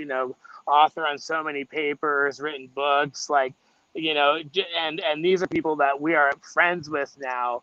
And I would say, like when we're hanging out with everybody, it's like a bunch of people that I feel like I don't belong in the room with, but I'm lucky enough to call friends, and it's led to so many things, and and growing, going on to found our own zoological facility where we're permitted for all the crocodilians out here.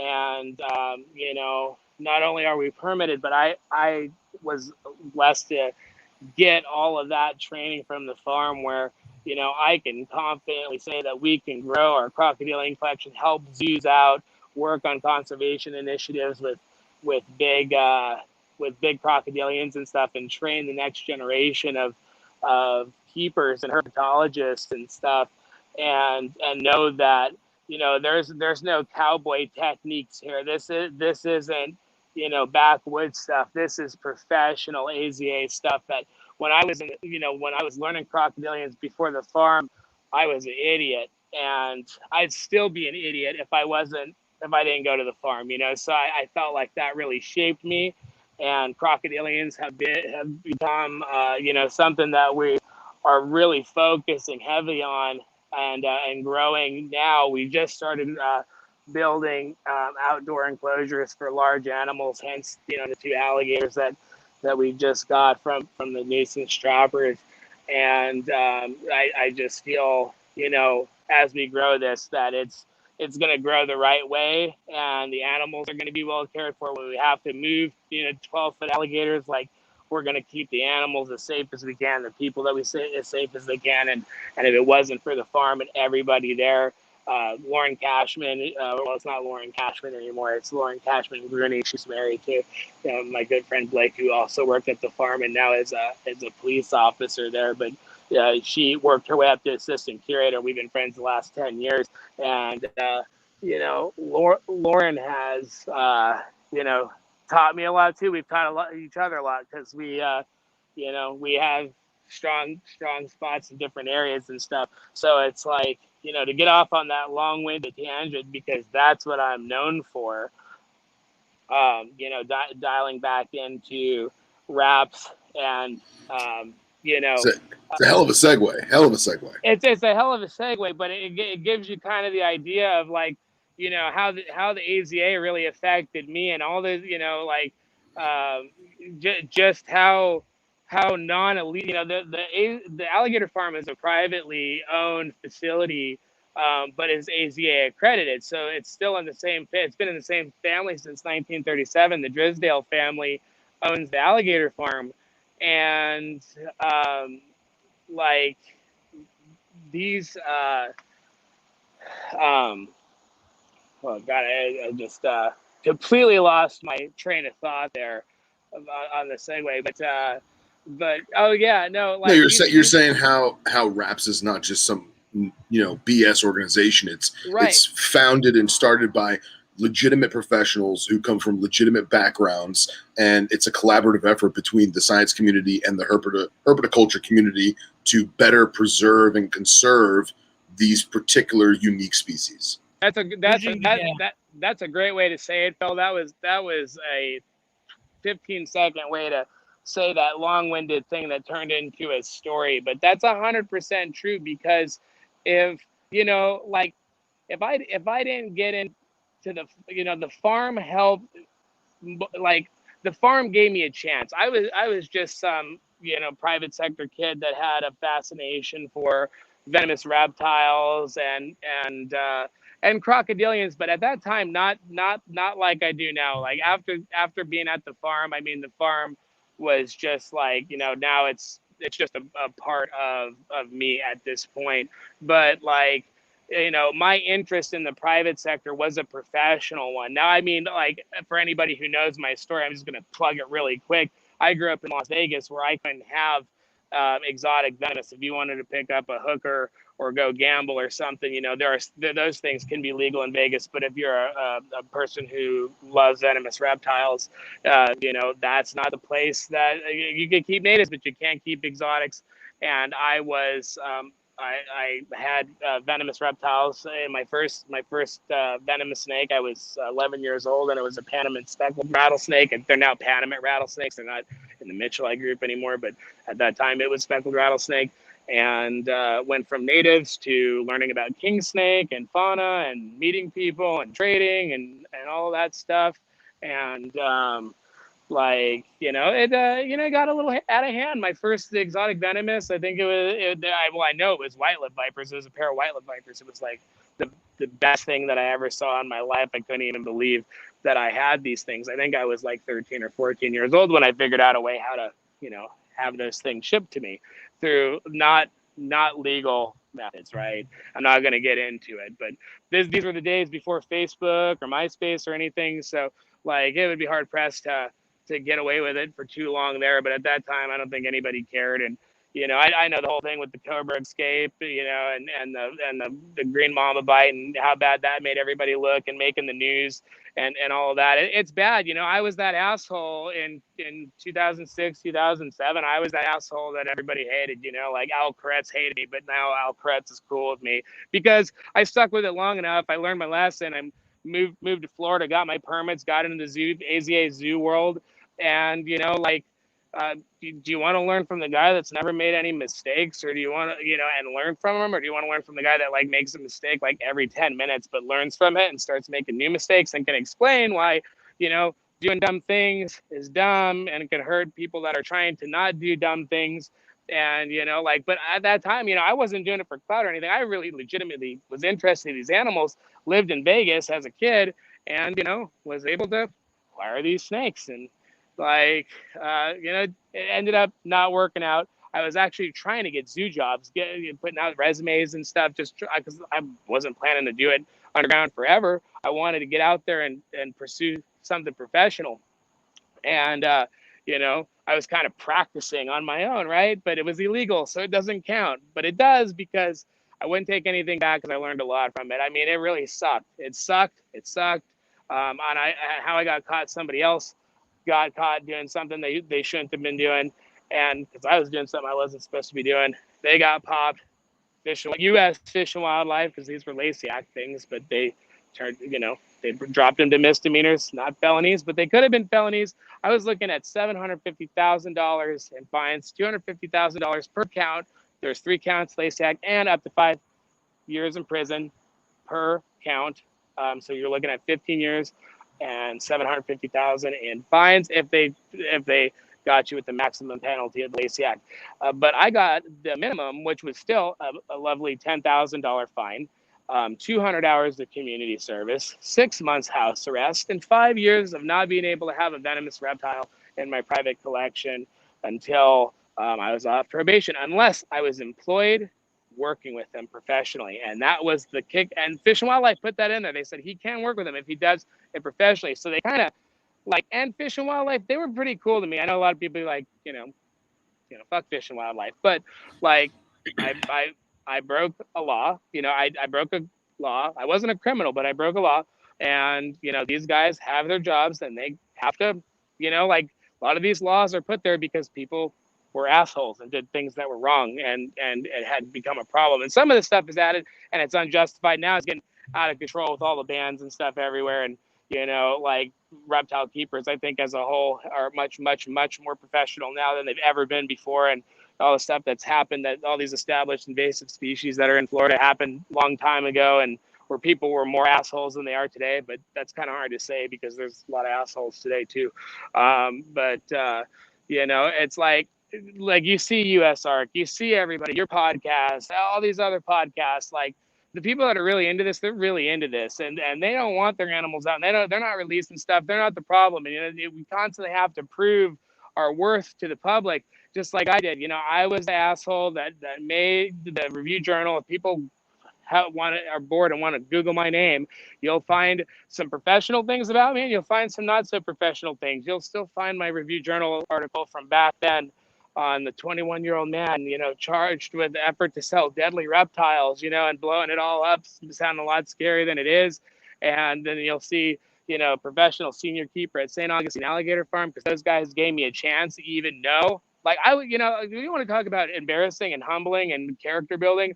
Imagine, like, applying for an AZA zoo, you're on probation for federal ACE Act violations, and you have the interview. And I'm not trying to make the alligator farm look bad because they hired me, but it just says a lot about how they were looking into my character, not necessarily that I broke a law. And I interviewed everybody, for everything from the director, the curator, and they knew ahead of time. And ironically, when they did the background check on me, I came up clean because it was in Vegas that it happened and not in Florida. So if I wanted to, if I knew better, I could have just not said anything and they wouldn't have known. But I always feel like I'd rather be turned down with integrity than lie and then be like outed as a liar and stuff. So it's like, if I don't get the job because you guys just can't do that, I get it, and but they're hearing the story and all that, and it's like, hey, you lived in a state that you couldn't have them. You're a kid keeping these things, growing up into an adult, and and I was really responsible, man. Like I would have passed a venomous inspection in Florida and Vegas 100% would have, of the caging requirements, labeling protocols, everything would have 100% passed. And I actually am now friends with Ian Riccio, who's the curator at LA Zoo. He was one of the zoo guys that came down to assist Fish and Wildlife in the confiscation.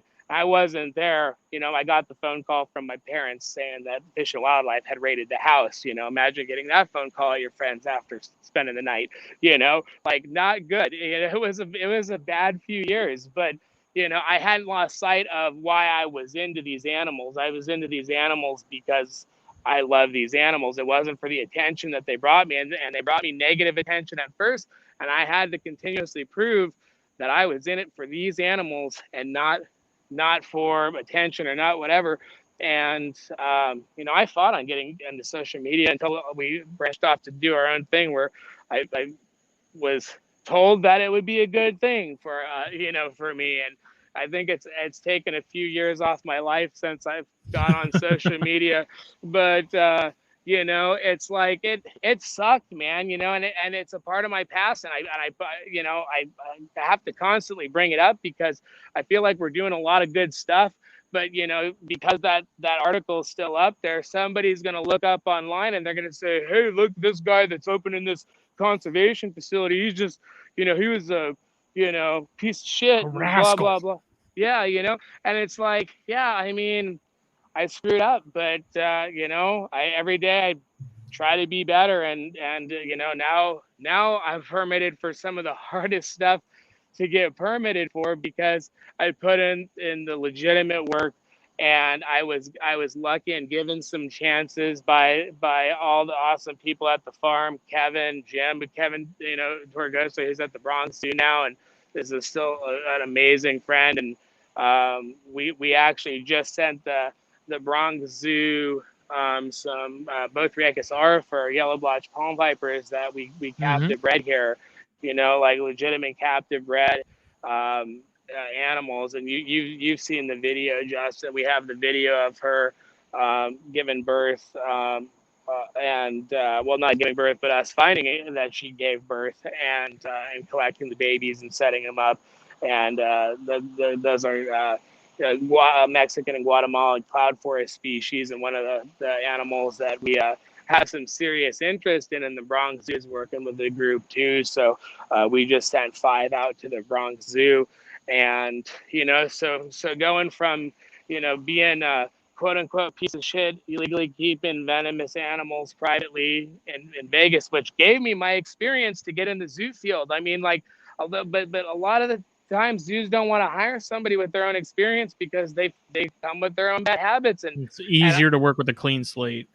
It is, and we do hear like there are people that come in to intern and volunteer that have a serious interest but no experience, but they have a good attitude and they're willing to learn. Then I'll take that over a college degree or reptile experience or anything. If you're a clean slate and you are just a good attitude and you are capable of doing it and you're interested and you can take constructive criticism and you're a team player and stuff.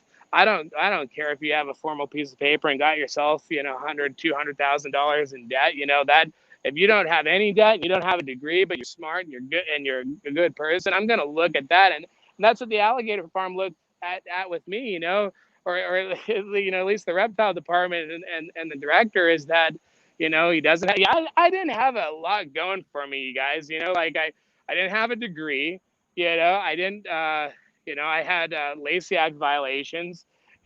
Like it was already I'm a zoo's nightmare. Like I was the guy they talked. I was the reason why the zoo field hates the private sector. Just like the kid with the green mamba and the cobra escape. He's the reason. There's probably a divide. We're professional facilities that have these professional protocols and regimen and stuff. They steer away from those kind of people because they carry themselves to a different caliber, and that's the thing with the AZA people. I mean, when you hang out with Nick Gordon, he's got private interest in reptiles, but at least I can tell he's a polished AZA zookeeper because that's what happens. Yeah, I mean, sometimes people get a little too smug and a little too high and mighty, but Nick's not like that. But you're talking to him, and a lot of these other AZA people I talk to, I'm just like, man, their knowledge is deep in this. And you're just like, I'm always impressed with most of it, maybe not all, but I'd say the vast majority of the professional zookeepers that I know, I'm always blown away. And but that interest had to start from somewhere in the private sector. And with RAPS, it's like it incorporates everything and trying to do those professional SSP style things and keeping track of bloodlines and stuff, and private sector people that carry themselves above all the rest, right? Like there are professionals of all kinds are in this group, but just because you shouldn't be shunned if you're private, if you're talented and you have a serious, sincere interest in the animals and conservation and stuff. So it's like there's and I'm just kind of winging it right now based off of stuff that Pia has told me, because she has been fundamental and showing up for these meetings and being a part of that board of directors there and representing us. And I'm just kind of like the director of operations. I'm just making sure we keep our heads above water and things smooth, or things sail as smooth as they can. And Pia just lets me know what I need to know, but basically from what she's told me, the group of people on there is a really good group of people with like-minded interests, with different skills, and trying to incorporate all of those, and find animals that people are interested in, and place if they're capable with those animals, they get placed there. Like one of the folks on the board put us in touch. Well, saw a listserv on some critically endangered European vipers that was being surplus at one of these zoos, and let us know about it, and put us in touch with the curator, and I was good friends with the former curator who had just retired, and that was what one of the founding members of RAPS was able to kind of facilitate that, find those animals and put them in capable hands who's working with those animals, and just keeping good genetic track of stuff. And like I said, everybody likes to say, oh, reintroduction programs and stuff, and really, like, the sad truth is that there's got to be habitat to reintroduce a lot of these animals into. Kind of spin your wheels if it's not.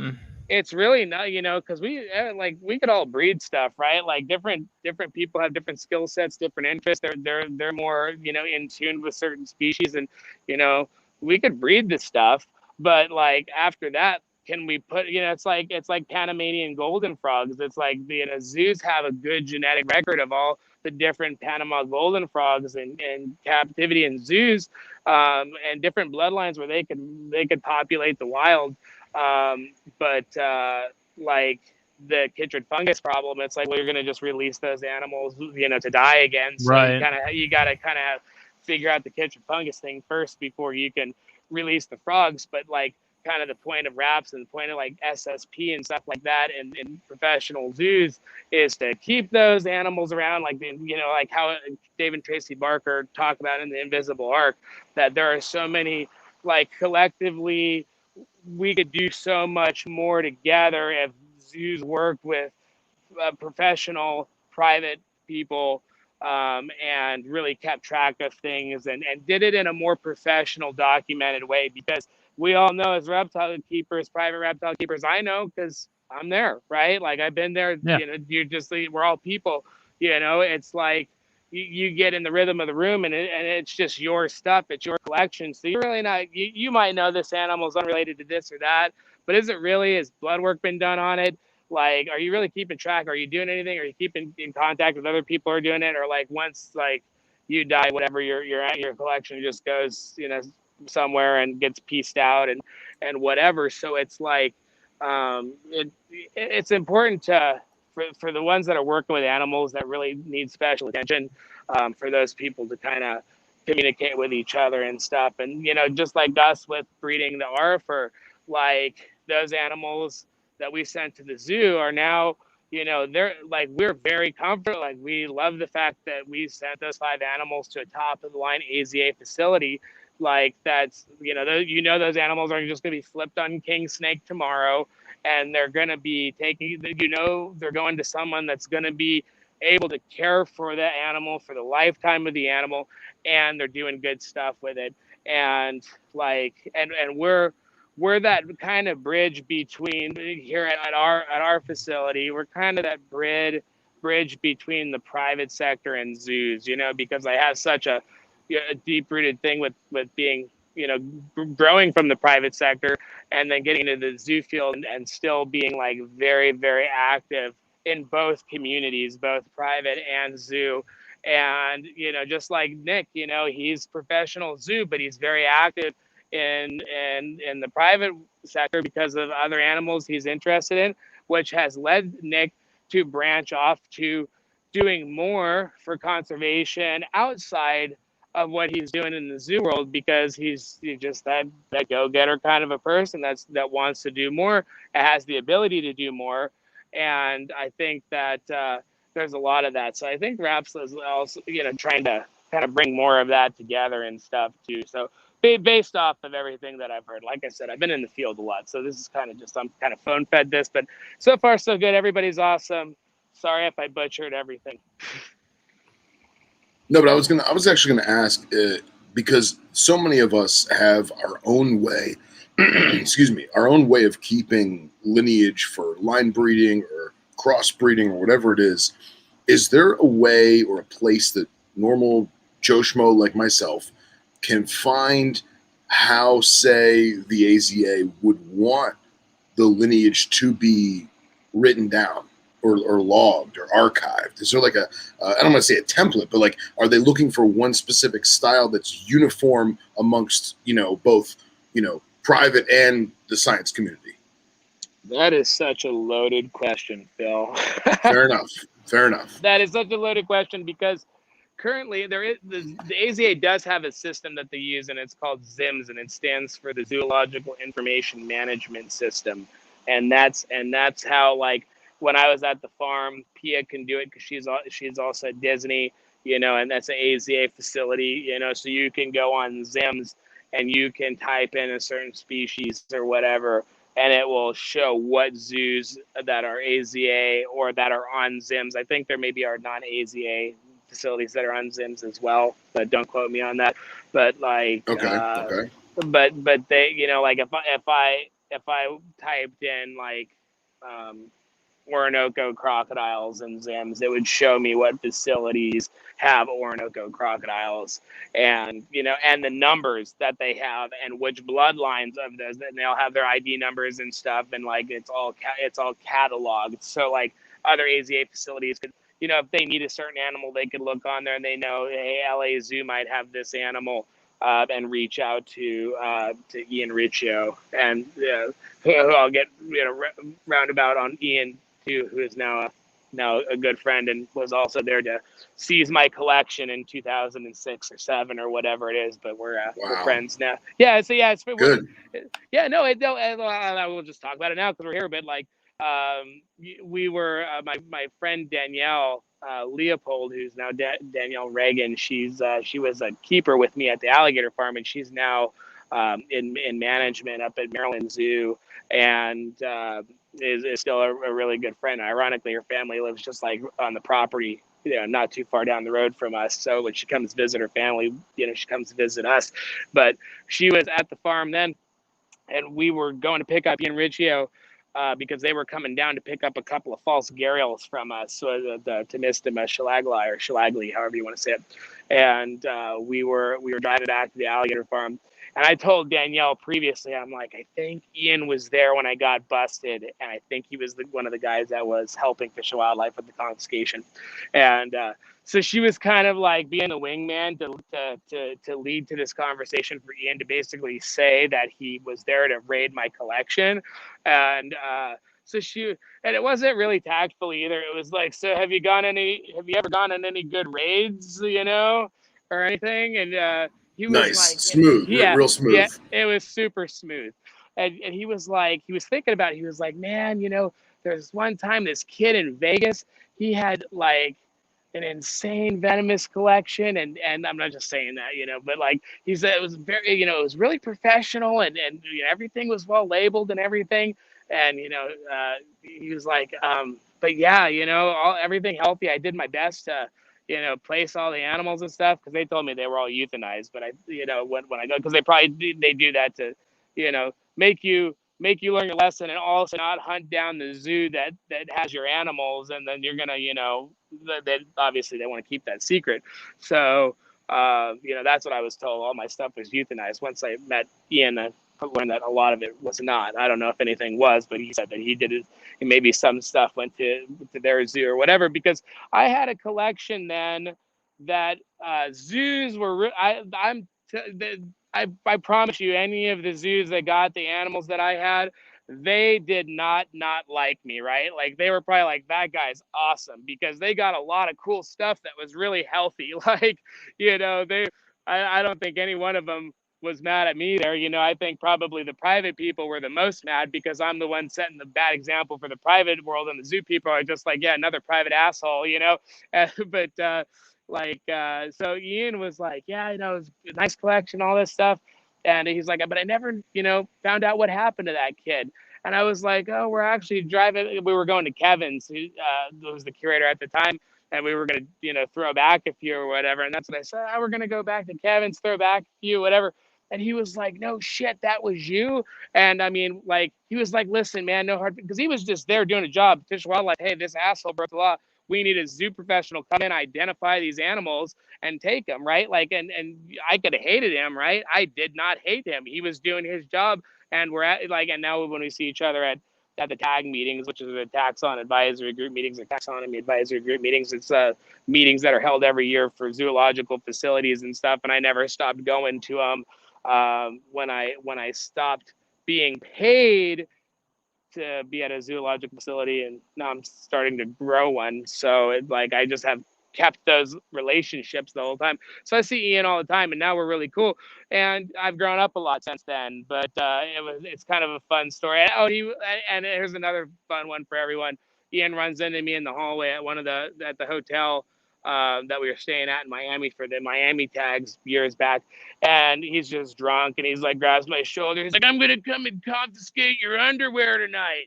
Like, and I was just like, oh, nice, Ian, but yeah, like, I mean, some people are like, oh, that's weird, but I thought it was an honor. I was like, hey, this guy doesn't hate me, so that's pretty cool.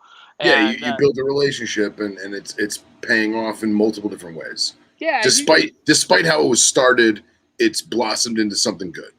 yeah, and I think you just gotta you gotta learn from your mistakes. If you don't learn from your mistakes, nobody's gonna respect you. You know, you gotta own when you screw up. Like if you don't own when you screw up, then you don't learn anything, and everybody just thinks you're a douche. But if you own it, if you own that you did something and you learn from it, I think people at least respect that you own it, and even if they don't like you, you know, it's and the ones that do like you become friendships. So like I've been really lucky, but I mean, I love the zoo field. I love it. If I was, and that's why we're growing. I feel like in my journey, I have learned enough from all my failures in the private sector to getting into the zoo field and having my fair share of failures in the zoo field, but not catastrophic failures. You know, like small failures that aren't fatal. You know, just failing forward Learning type of things. experiences. Yeah, failing forward. So, and I'm doing that now, starting our own facility. But because we have so many professional zoological relationships, as well as in the private community, which kind of is turned into a derogatory word over the years, but like it shouldn't be, because I mean, if you don't have people coming in and you're not public, you're private. You could be your private owner. You know, there's nothing wrong with that. But it's like, yeah, it's that's why zoos would say, oh, the private sector, because these are people that got in the zoo field that you know, a lot of them, that was their first time ever keeping reptiles, and they've learned the professional way of doing things, and they see all the screw ups private people have done because they don't have any accountability, right? Like when you're working for a facility or an institution, you have a ton of accountability. Like, and a lot of these facilities, they don't want you doing dumb stuff. They don't want you being on the internet and doing dumb stuff and making yourself look like assholes. And you know, and if you are, you know, you're usually getting kicked out because you know, it's like they carry themselves a different way because you're working for a professional facility. You're not just on your own. When you're on your own, you could do whatever you want. When you're working for somebody else, you got to be accountable. And with these dangerous animals, venomous snakes and crocodilians, Komodo dragons, like these are dangerous animals. Sharks, like a lot of this marine life. Like if people are playing around, people could get hurt or die. And when these facilities have insurance policies and all this stuff they have to attend to and all that, it's like they cannot have accidents, and so these people have to be as professional as possible. But like you know, when you're on your own, you know, it's whatever you want to do. It's the world is your oyster. And you know, and people develop bad habits. I developed my own, but you know, I was open and coachable. So like, you know, my bad habits can be redirected, where some people's bad habits, they never learn from them and they never move forward. So it's like, you know, it really, all of our experiences have led to doing this. We're permitted for everything that we want to keep, and which allows us to work with all of these zoological facilities and working with some animals that are of special needs, conservation speaking or what have you. And you know, for many of the people who are listening to this, they may know us from terrestrial and arboreal, which was when I was working at the alligator farm. Our side business, you know, it was terrestrial and arboreal, where we worked with a lot of green tree pythons, various carpet pythons, and what have you. And unfortunately, we had nidovirus sweep through that collection, which a lot of people are aware of that story. And now, because of testing and all of that, you know, a lot of people are able to really put their finger on the pulse of their collection, you know, disease speaking, and really learn a lot more and become better keepers. And it's also up in the bar for the private sector, like the zoos. Every time an animal comes into a zoo, it doesn't matter if it comes from another AZA zoo that had pre-ship exams by their veterinarians, that animal goes into quarantine, gets more testing from that facility, and has to check out before it goes to the main collection. They're very regimented because, as we know, you could bring in a few bad animals and you could ruin decades worth of work. And I mean 100%. That's what happened. I mean, like I have failed so much in reptiles. It is a miracle. And I mean a miracle that I am still doing this, because it is hard. It's a hard life, and it's full of emotional turns and twists and financial stuff. It's expensive. Every part of reptiles is expensive, from private stuff, just having a few things, to being a breeder, having hundreds or thousands of things, and then running a zoological facility where you're in charge of so much, and all those animals' needs are very expensive. If you're keeping them right, if you're doing testing, if you're necropsying animals, if you're feeding them properly, have them in the right cages, and using the right lights, not half-assing it, like it's expensive to do it right.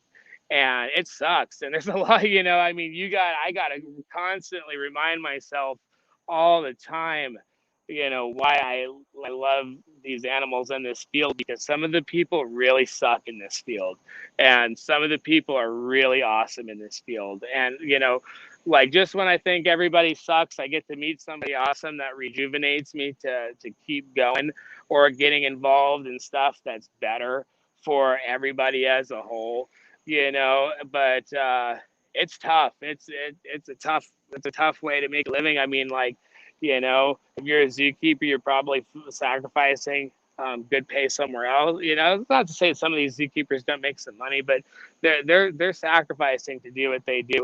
And the reason why they probably don't make a lot of money is because everything regarding animal care and husbandry is expensive as shit. And this is how much we could pay you, because we had to take care of all these animals. It's expensive to take it. There's a lot of overhead in a zoological park. Reptile zoos probably have the least overhead because they're reptiles. But if there's mammals and birds and stuff, San Diego Zoo, Disney, all these like Toledo Zoo, these zoos, they spend some money and they've got a staff, and it's like, growing our own thing. I've never respected facilities that are actually thriving, like St. Augustine Alligator Farm, that started as a privately run, facility in the early 1900s, and now in 2021, going on 2022, they're a thriving AZA, a polished up, accredited zoo that's like, they just hold themselves to a different standard. And you go to a lot of other roadside facilities in Florida with alligators and stuff, and you're greeted with a bunch of cletuses with accents and hats and buckwheat hanging out and everything, and you're just like, and it kind of just, it's like kind of corny and tacky. And then you go to the alligator farm, and it's just everybody's got button-up shirts and very professional looking, and you talk to them and you just hear professionalism. They do alligator shows and feeding and stuff, but they don't do any of the hokey wrestling stuff. And yeah, it's the opposite of the cliche. Yeah, and the alligator farm used to wrestle and stuff, but they, because back in the day, I'm pretty sure a lot of the facilities in Florida did, but they thought, it started sending a poor message about the animal, and they were like, we're gonna turn our wrestling shows into like educational walk around with the alligators, but just throw them some food, some Missouri pellets, Missouri crocodilian diet, and just like interact with the animals, but in a not flashy, showy way. And that show is successful as any of your flashy ones. But when people are watching alligator wrestling shows, they want to see the person that's doing the wrestling get hurt. Like that's why they're not as fascinated by what they're like at the alligator farm when they're doing a show. People are focused on the animals primarily because the keeper that's doing the show with the microphone is highlighting animals without wrestling and we're doing anything. And then sometimes they'll throw them some food or whatever. And people, when an alligator grabs a rat from you or whatever, of course a dead rat, because that would not be AZA if you were tossing out live rats, humanely euthanized rats.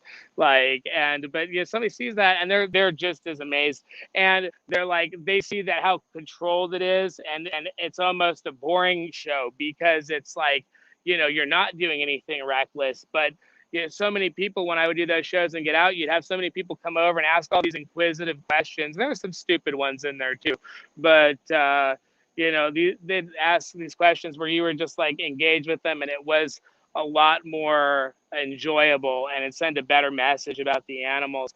But you know, it's like constantly evolving, and you know, it's you know, it's allowed us to grow into what we're doing today, and we're you know, so the terrestrial and arboreal, with us doing private you know, green tree python breeding and stuff, we lost a great deal of that to nidovirus. And you know, it shows the you know, the severity of testing. You know, we went back on decades of breeding of those animals because we lost one of the best collections in the world of designer green tree pythons. I'm not just saying that; it really was. Like, Forrest and I had built a collect. We, you know, from some of the best chondro breeders on earth. We had a collection of animals that was just second to none. You know, all kinds of Greg Maxwell animals, Andrew Kelly animals, Brett Mazamine animals, the Dreamline, which I'm obsessed with, and like, you know, I mean, we lost, you know, and then we learn like all these chondro people are just like, oh, every year, you know, chondros just die because of RI, and it's like, no, they're all just dying to nidovirus. Like every time I've ever, you know, now that we've learned what nidovirus is, and whenever animals started wheezing and we sent it off, it was a positive animal and it died, you know, and then we'd have some that were you know, asymptomatic and would live for a while, and then they would die, you know. And it was just like, but then you have healthy animals and animals that we have segregated that are not positive for nidovirus, and those, you know, those animals are hardy as shit. Like, and because when people are like, oh, 72, oh, don't get them down to like 69 degrees because they're going to catch a RI. It's like a healthy chondro, I could take that thing probably 55 without, you know, as long as you have proper basking and stuff during, like, don't just shut off the lights and leave like you're brumating corn snakes. But like, you know, if the animal has an adequate setup with right light, UV and heat and stuff, it's like, yeah, you can cycle them a little colder if you want to, give them a little seasonal change. Open a window. 72 degrees ain't gonna kill a healthy chondro. 72 degrees might kill a fucking diseased ass chondro with nidovirus, but sometimes they don't. We've also seen nidovirus positive animals that were hardy and probably were responsible for killing all the other ones. Like, and it's like, but zoos, the whole time, you know, and zoos still get disease and stuff, right? Like, even when you do all these tests, sometimes stuff slips through the cracks, or it was a false negative or whatever. Like, you know, zoos aren't exempt from disease, but they do eliminate a lot of problems because of their policies of pre-testing and pre-ship quarantining from zoo to zoo, and they are just very diligent about, you know, eliminating a problem before it goes into a main collection of animals that have been there for 20 plus years or whatever for some of them. And, you know, that's something the private sector can really learn from the zoo world. And I think the private sector is now starting to, now that these tests are becoming more available and information is traveling, and people are talking about it more, and now it's not like, I'll tell you any kind of disease that I find in our collection. I don't care, you know, because we're testing, and I do care, but, you know, I'm not afraid to say anything, because it's like, it's a part of it. You're dealing with exotic animals that have species of diseases that have been around as long as they are. So it's not your, you know, it can be your fault, but the stuff, you know, you didn't get nidovirus because your temperatures were off. Like, that's not why nidovirus came into your collection. Right. Like, so you could just be, you know, just be more diligent. Like, you know, like, it's just, it's always work. And, you know, sometimes it just, you know, like, but those practices will no doubt help you out. And because once something comes into the collection, something like crypto, where it could hide in there for years, an animal that's not exhibiting signs, animal could be passing that around. And you know, it's like, you just, if you had not done the test when it came in, it's a sleeper in the collection, and you might go a long time without any problems, and then your animal that you had for 15 years just dropped dead out of nowhere, but you didn't need crop, so you just thought it was old and you threw it away, but actually had something.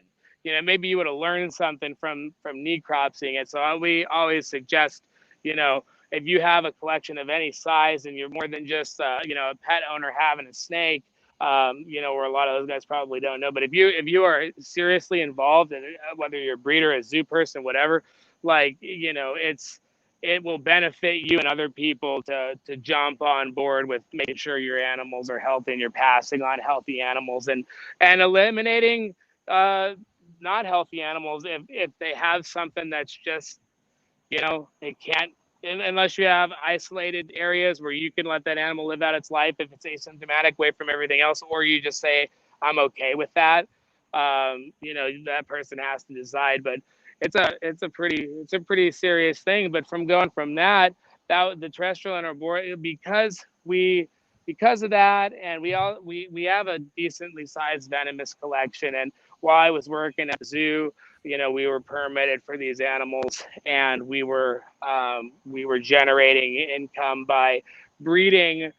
When I had left the zoo world, because I went from St. Augustine, I took a position at the Phoenix Herpetological Sanctuary. It used to be Phoenix Herpetological Society, but Phoenix Herpetological Sanctuary in Arizona.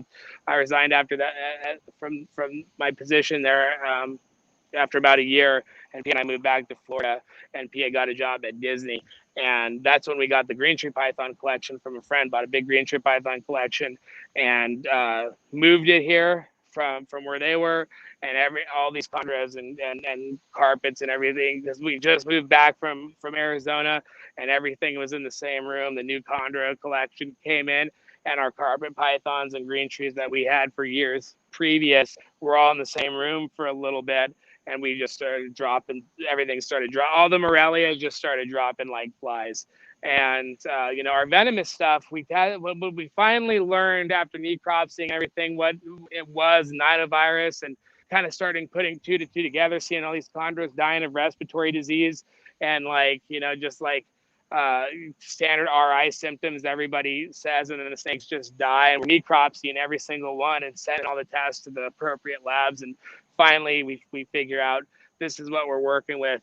And then me keeping these animals for years and hearing everybody tell the stories of dying from RI, I'm just like, man, all these things were dying from nitovirus. So it's like, I think this is a lot more widespread than people think. And everybody tried to put blame on certain people, but then everybody tests everybody's testing now, and there's a lot of positives everywhere, so it's kind of like everybody's to blame, but now that we're learning about testing and all that and proper quarantine, people can now request tests from the seller or purchase their own and test for nitovirus and send it to the lab, and then consult with their veterinarian, because it's not a cure all be all, it's like you pop a positive, and then Pia hates that. She's gonna be like, her and Daniel are over there just like looking at me, probably tapping the watch. And Pia hates when people say, "Oh, I got a snake pop positive for nitovirus." I don't know, pet peeve of her, because she's like a snake doesn't just pop positive, like it got it from somewhere, it's like poof, it popped positive. I said that the other day, and she's like, I hate that. I'm like, you hate that? I said it sounds good, it's got some twang to it, but she didn't like it, so now whatever, I can't take it back now.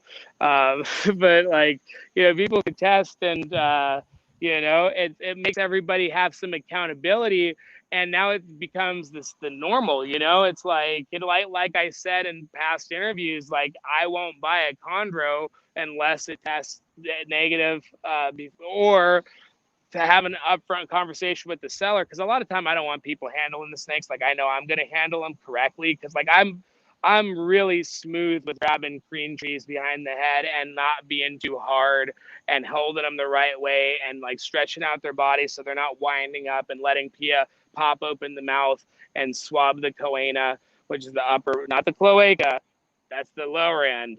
The choana is that depression in the upper roof of the mouth that the glottis fits into. So when they're breathing and they take in all that gross mucusy stuff up there, and they're gaping with their mouth open, their choana is filled with bullshit, and you have to blast that stuff out for them to breathe again. But that's where you get the best sample, swabbing that thing.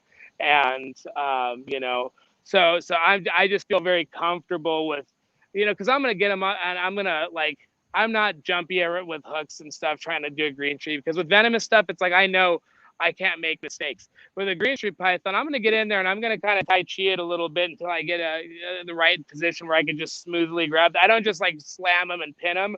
I don't care if they bite me. If they want to bite me, I'm not afraid of that. Like, I'm not trying to be badass. It's not a giant reticulated python or scrub. The chondro can bite me.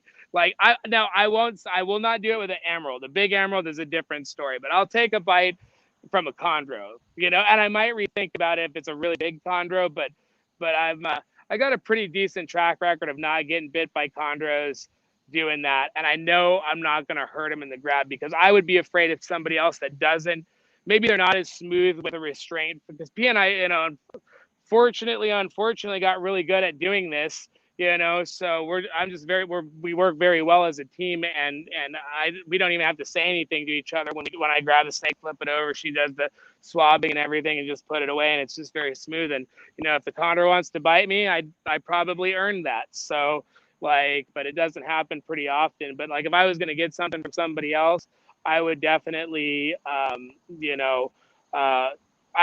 say, we're going to isolate it. We're going to test it. And if it pops, oh, here it says number 2, pops positive, number 2,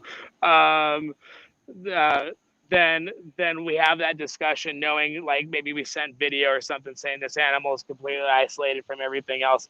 Like, there's no way it could have got anything from our collection, because that's what somebody said. If you grab something from somebody else, and maybe you don't have a clean collection and you had it in there for 6 months, and then the thing pops positive, number 3, the pops positive counter, it's hard to say whether it was from the snake that you just got, or if it was floating in your collection for years and it gave it to that snake that was clean. So it's really important to have some isolated quarantine test before it goes in the main thing, and have something pre-worked out with the seller. Or if you're comfortable with them doing it, like, maybe they are very comfortable with that, then they test it and you wait for a negative, and then when they send it to you, you also quarantine it like a zoo would, and then test it and make sure that maybe the shipping didn't, maybe when the first person tested, the viral load was very low because the animal was in a stress-free environment, and maybe when the animal gets shipped and it's in somebody's care for another month, it pops positive.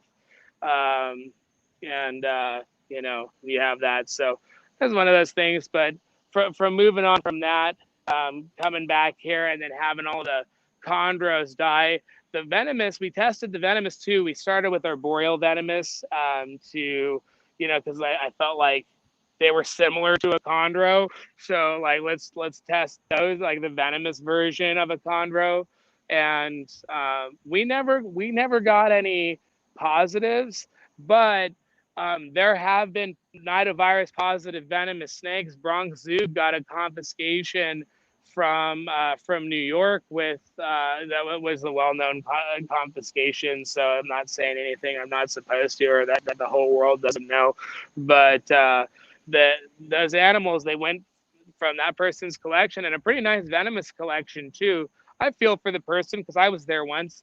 But Zoo got the collection and put it into isolated quarantine from the rest of the collection because it came from an unknown source, and they have their own vet team test for this stuff, and ironically, a bunch of stuff popped positive, and we did not see that in our collection, and I was surprised to hear that too, because we were having chondros and carpets drop like flies, and I just thought these things were next, but it never happened. And we lost a lot of our green tree collection, but we had a decent venomous collection, and I was able to make my side of a living producing certain species and sending them off to venom labs that we have relationships and what have you, as well as professional private people that are permitted and experienced and whatnot, and was able to kind of use that as my side of the income, as if I was, working for a zoo. But after a little bit, it just like, it's kind of it's a difficult way to make a living with some of those snakes, and producing a lot of, fortunately, a lot of venomous, or a lot of the species that we have, the venom labs are taking all that stuff in there, and that's known for, anti-venom production and pharmaceutical research, or, all kinds of, awesome things that all these different scientists are doing research on now. And so you feel ethically good about that. but I started not feeling ethically good about sending off a lot of stuff to private people that I didn't know. When I knew somebody, like it was, like it's different when you know somebody, but like if you're doing it to make a living and you've got Joe Schmo from Pennsylvania, Texas, or wherever, you could just have them without any special permit. They're old enough, they talk a decent game through email or a message or on the phone, and then you sell them an animal, and they might be free handling that thing on YouTube the next day, or somebody else buys it and then gives it to one of those guys, because those guys know that you're not going to sell one to them. So maybe somebody else, one of their cronies, buys it for you, talks a good game, says, "Oh yeah, I hate free handling," and then you get we send them something, they have a permit, or they talk a good game, and they check out, and then they're not. When we send something to a venom lab or a zoo, I know where that animal, like how that animal's going to live out its life and who it's going to. When I'm selling something, or a close friend or somebody that is a professional private person that you've known for a while and checks out. But a lot of these people, if you're selling these kind of snakes to make income, like there's going to be some people that your snakes go to that you're not happy about those snakes going to those people. And they may not have got it directly from you. Somebody else bought it from you, and the snake that you worked so hard to establish and whatever went to an asshole you never wanted it to go to. And that, Right. so I, that was another encouraging thing, moving into kind of a public, scenario where we can start to earn a living by doing education stuff and bringing people in to see the beautiful collection we keep, versus and still, if we breed stuff, send things to zoos like the Bronx or venom labs and stuff, and certain private people that have earned the ability to keep these that you could vouch for. I don't have any problem with that. But just the way that the world's going, like I see why zoos have to protect themselves and be very careful who they deal with, what they say, the people that they hire. I get it now, but you got it, public looks at it from a different perspective than private, and the public zoo world has really groomed me to kind of see a lot of the flaws out there, and help promote good knowledge. And that's why I said we're kind of like the bridge between the private sector and the zoo world, because we interface with both, and we want to bring new people in and groom them professionally and put them out there to where they could get a job at an AZA facility working with us. If one of these zoos curators that knows us and works with us or whatever, and somebody puts on Reptile Preservation Institute as because we went from terrestrial and arboreal, which is, we still have a functioning LLC. The terrestrial and arboreal is, we have our rodents under there, because although we do feed our own collection, we also surplus to some local people here, and are able to help generate funds to take care of everything here, because this is expensive. So the rodents feed our collection, but they also help grow what we're doing in that infancy of growing this public facility, where we're hoping we're going 5013C with our facility, all the paperwork, and you have to start off as like a C corp first. So we're an actual entity, but then you have to do all the stuff to go nonprofit. And for what we're doing, it just makes a lot of sense, because everything goes back into the facility anyway, and we put so much of our own funds into this, and we're not made of money. So like it's a way for us to do good and get some help along the way, because we say, like, our motto is, we're trying to grow something bigger than ourselves, larger than ourselves, and what got us here is not going to take us there. We went all in, Pia and I, from from all of our journeys in life to Rita, and on this point we've funded everything ourselves, and we're at a pretty, we're growing, but at this point we need help, so, and that's what's nice about the Florida program and everything, getting hours for professional dentist training or crocodilians and whatnot. So we have been able to get a lot of help with our collection and helping in the caretaking because of people who want to volunteer their time for knowledge to get better at keeping these animals and doing it safely and learning all the regulations and all of that stuff. And that's kind of where the Reptile Preservation Institute we also learned a lesson with terrestrial and arboreal, because like you guys could say that because you're herpers. Like, try it when you're trying to say it over the phone to give a credit card number, or just like talking to somebody at Home Depot and you have a Home Depot card and they're trying to pronounce terrestrial and arboreal, and like they say it all different kinds of ways. And it was just like, hey, the general public doesn't even know what that means, and you explain it to them, but they just kind of still don't care. So Reptile Preservation Institute was, just like you guys heard about with the alligators that we got from the nuisance trappers. These guys were, are conservationists at heart, and they didn't want to send the animal to a hunting ranch or process it, because they're large animals and they've lived out their whole lives this far. And they didn't want to do this. If they could send it to a facility that's capable of keeping it, they'd rather do that. So there's the preservation part of it. And then the institution part, or the institute, you kind of think of it like white lab coats and all sciencey, like the institute, Reptile Preservation Institute, but really, institute is a teaching place, and we have been, from all of my own mistakes to learning in the zoo field, and being in positions of training the next generation and new staff members and everything. I've gotten really good at teaching people how to do this professionally, and taking it seriously. And that's kind of all my knowledge and skill set with working these kind of animals.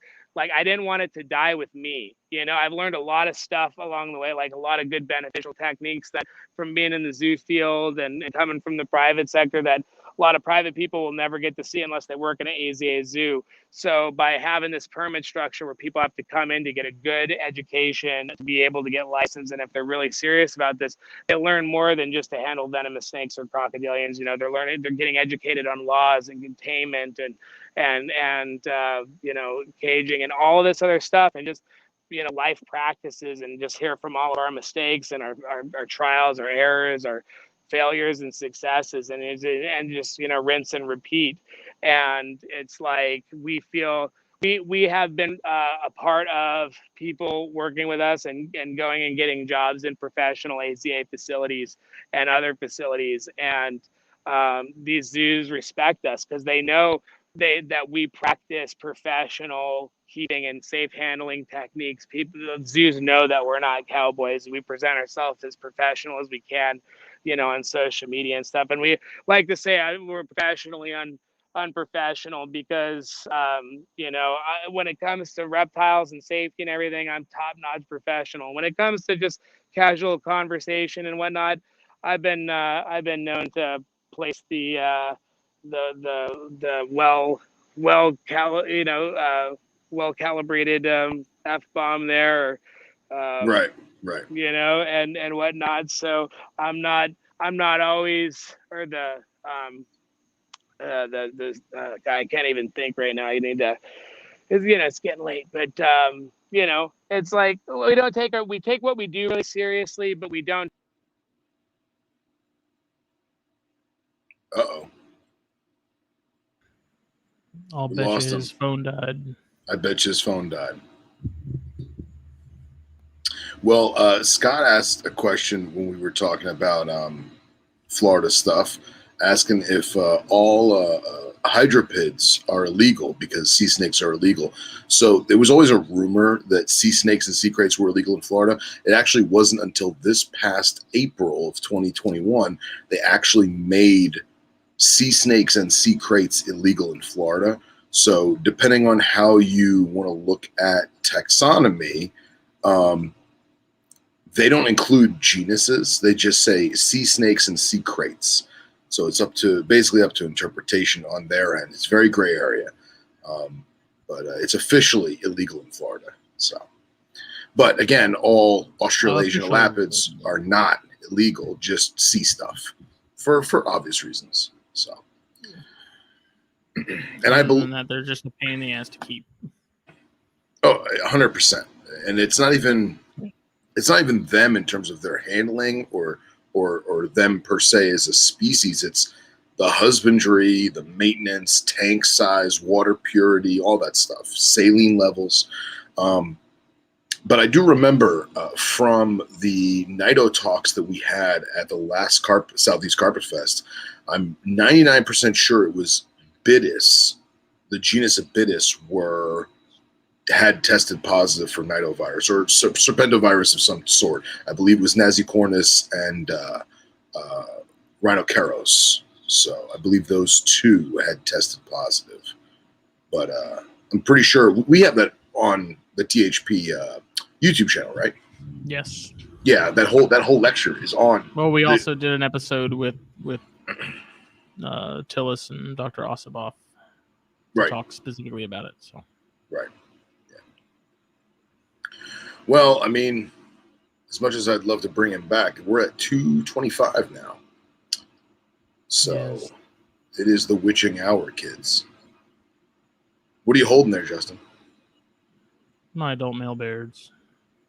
It's a handsome animal. You keep me company. He's one of the Mexicans. Nice. Mexicans. Mexico.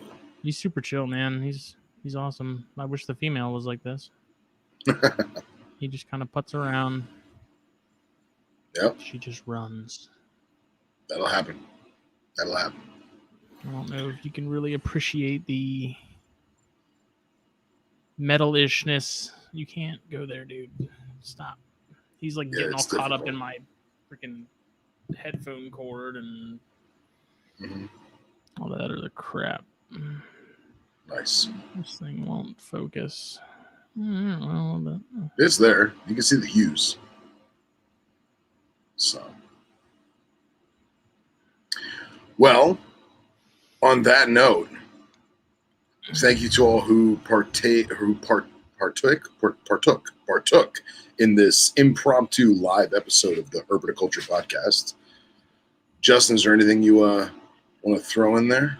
This was episode 127. Thank you to Steve Snakesuary and his Venom Hot Sauce and MP Cages and Exotics and Baird's Rat Snakes because they're Baird. Awesome. So yeah, we will be returning Monday evening for Snakes and Stogies. 83. And I will be showing off the spiky horn. Be there. I will be there in the flesh. So, and yes, Scott, Cody's lack of breathing was very impressive. He's not human.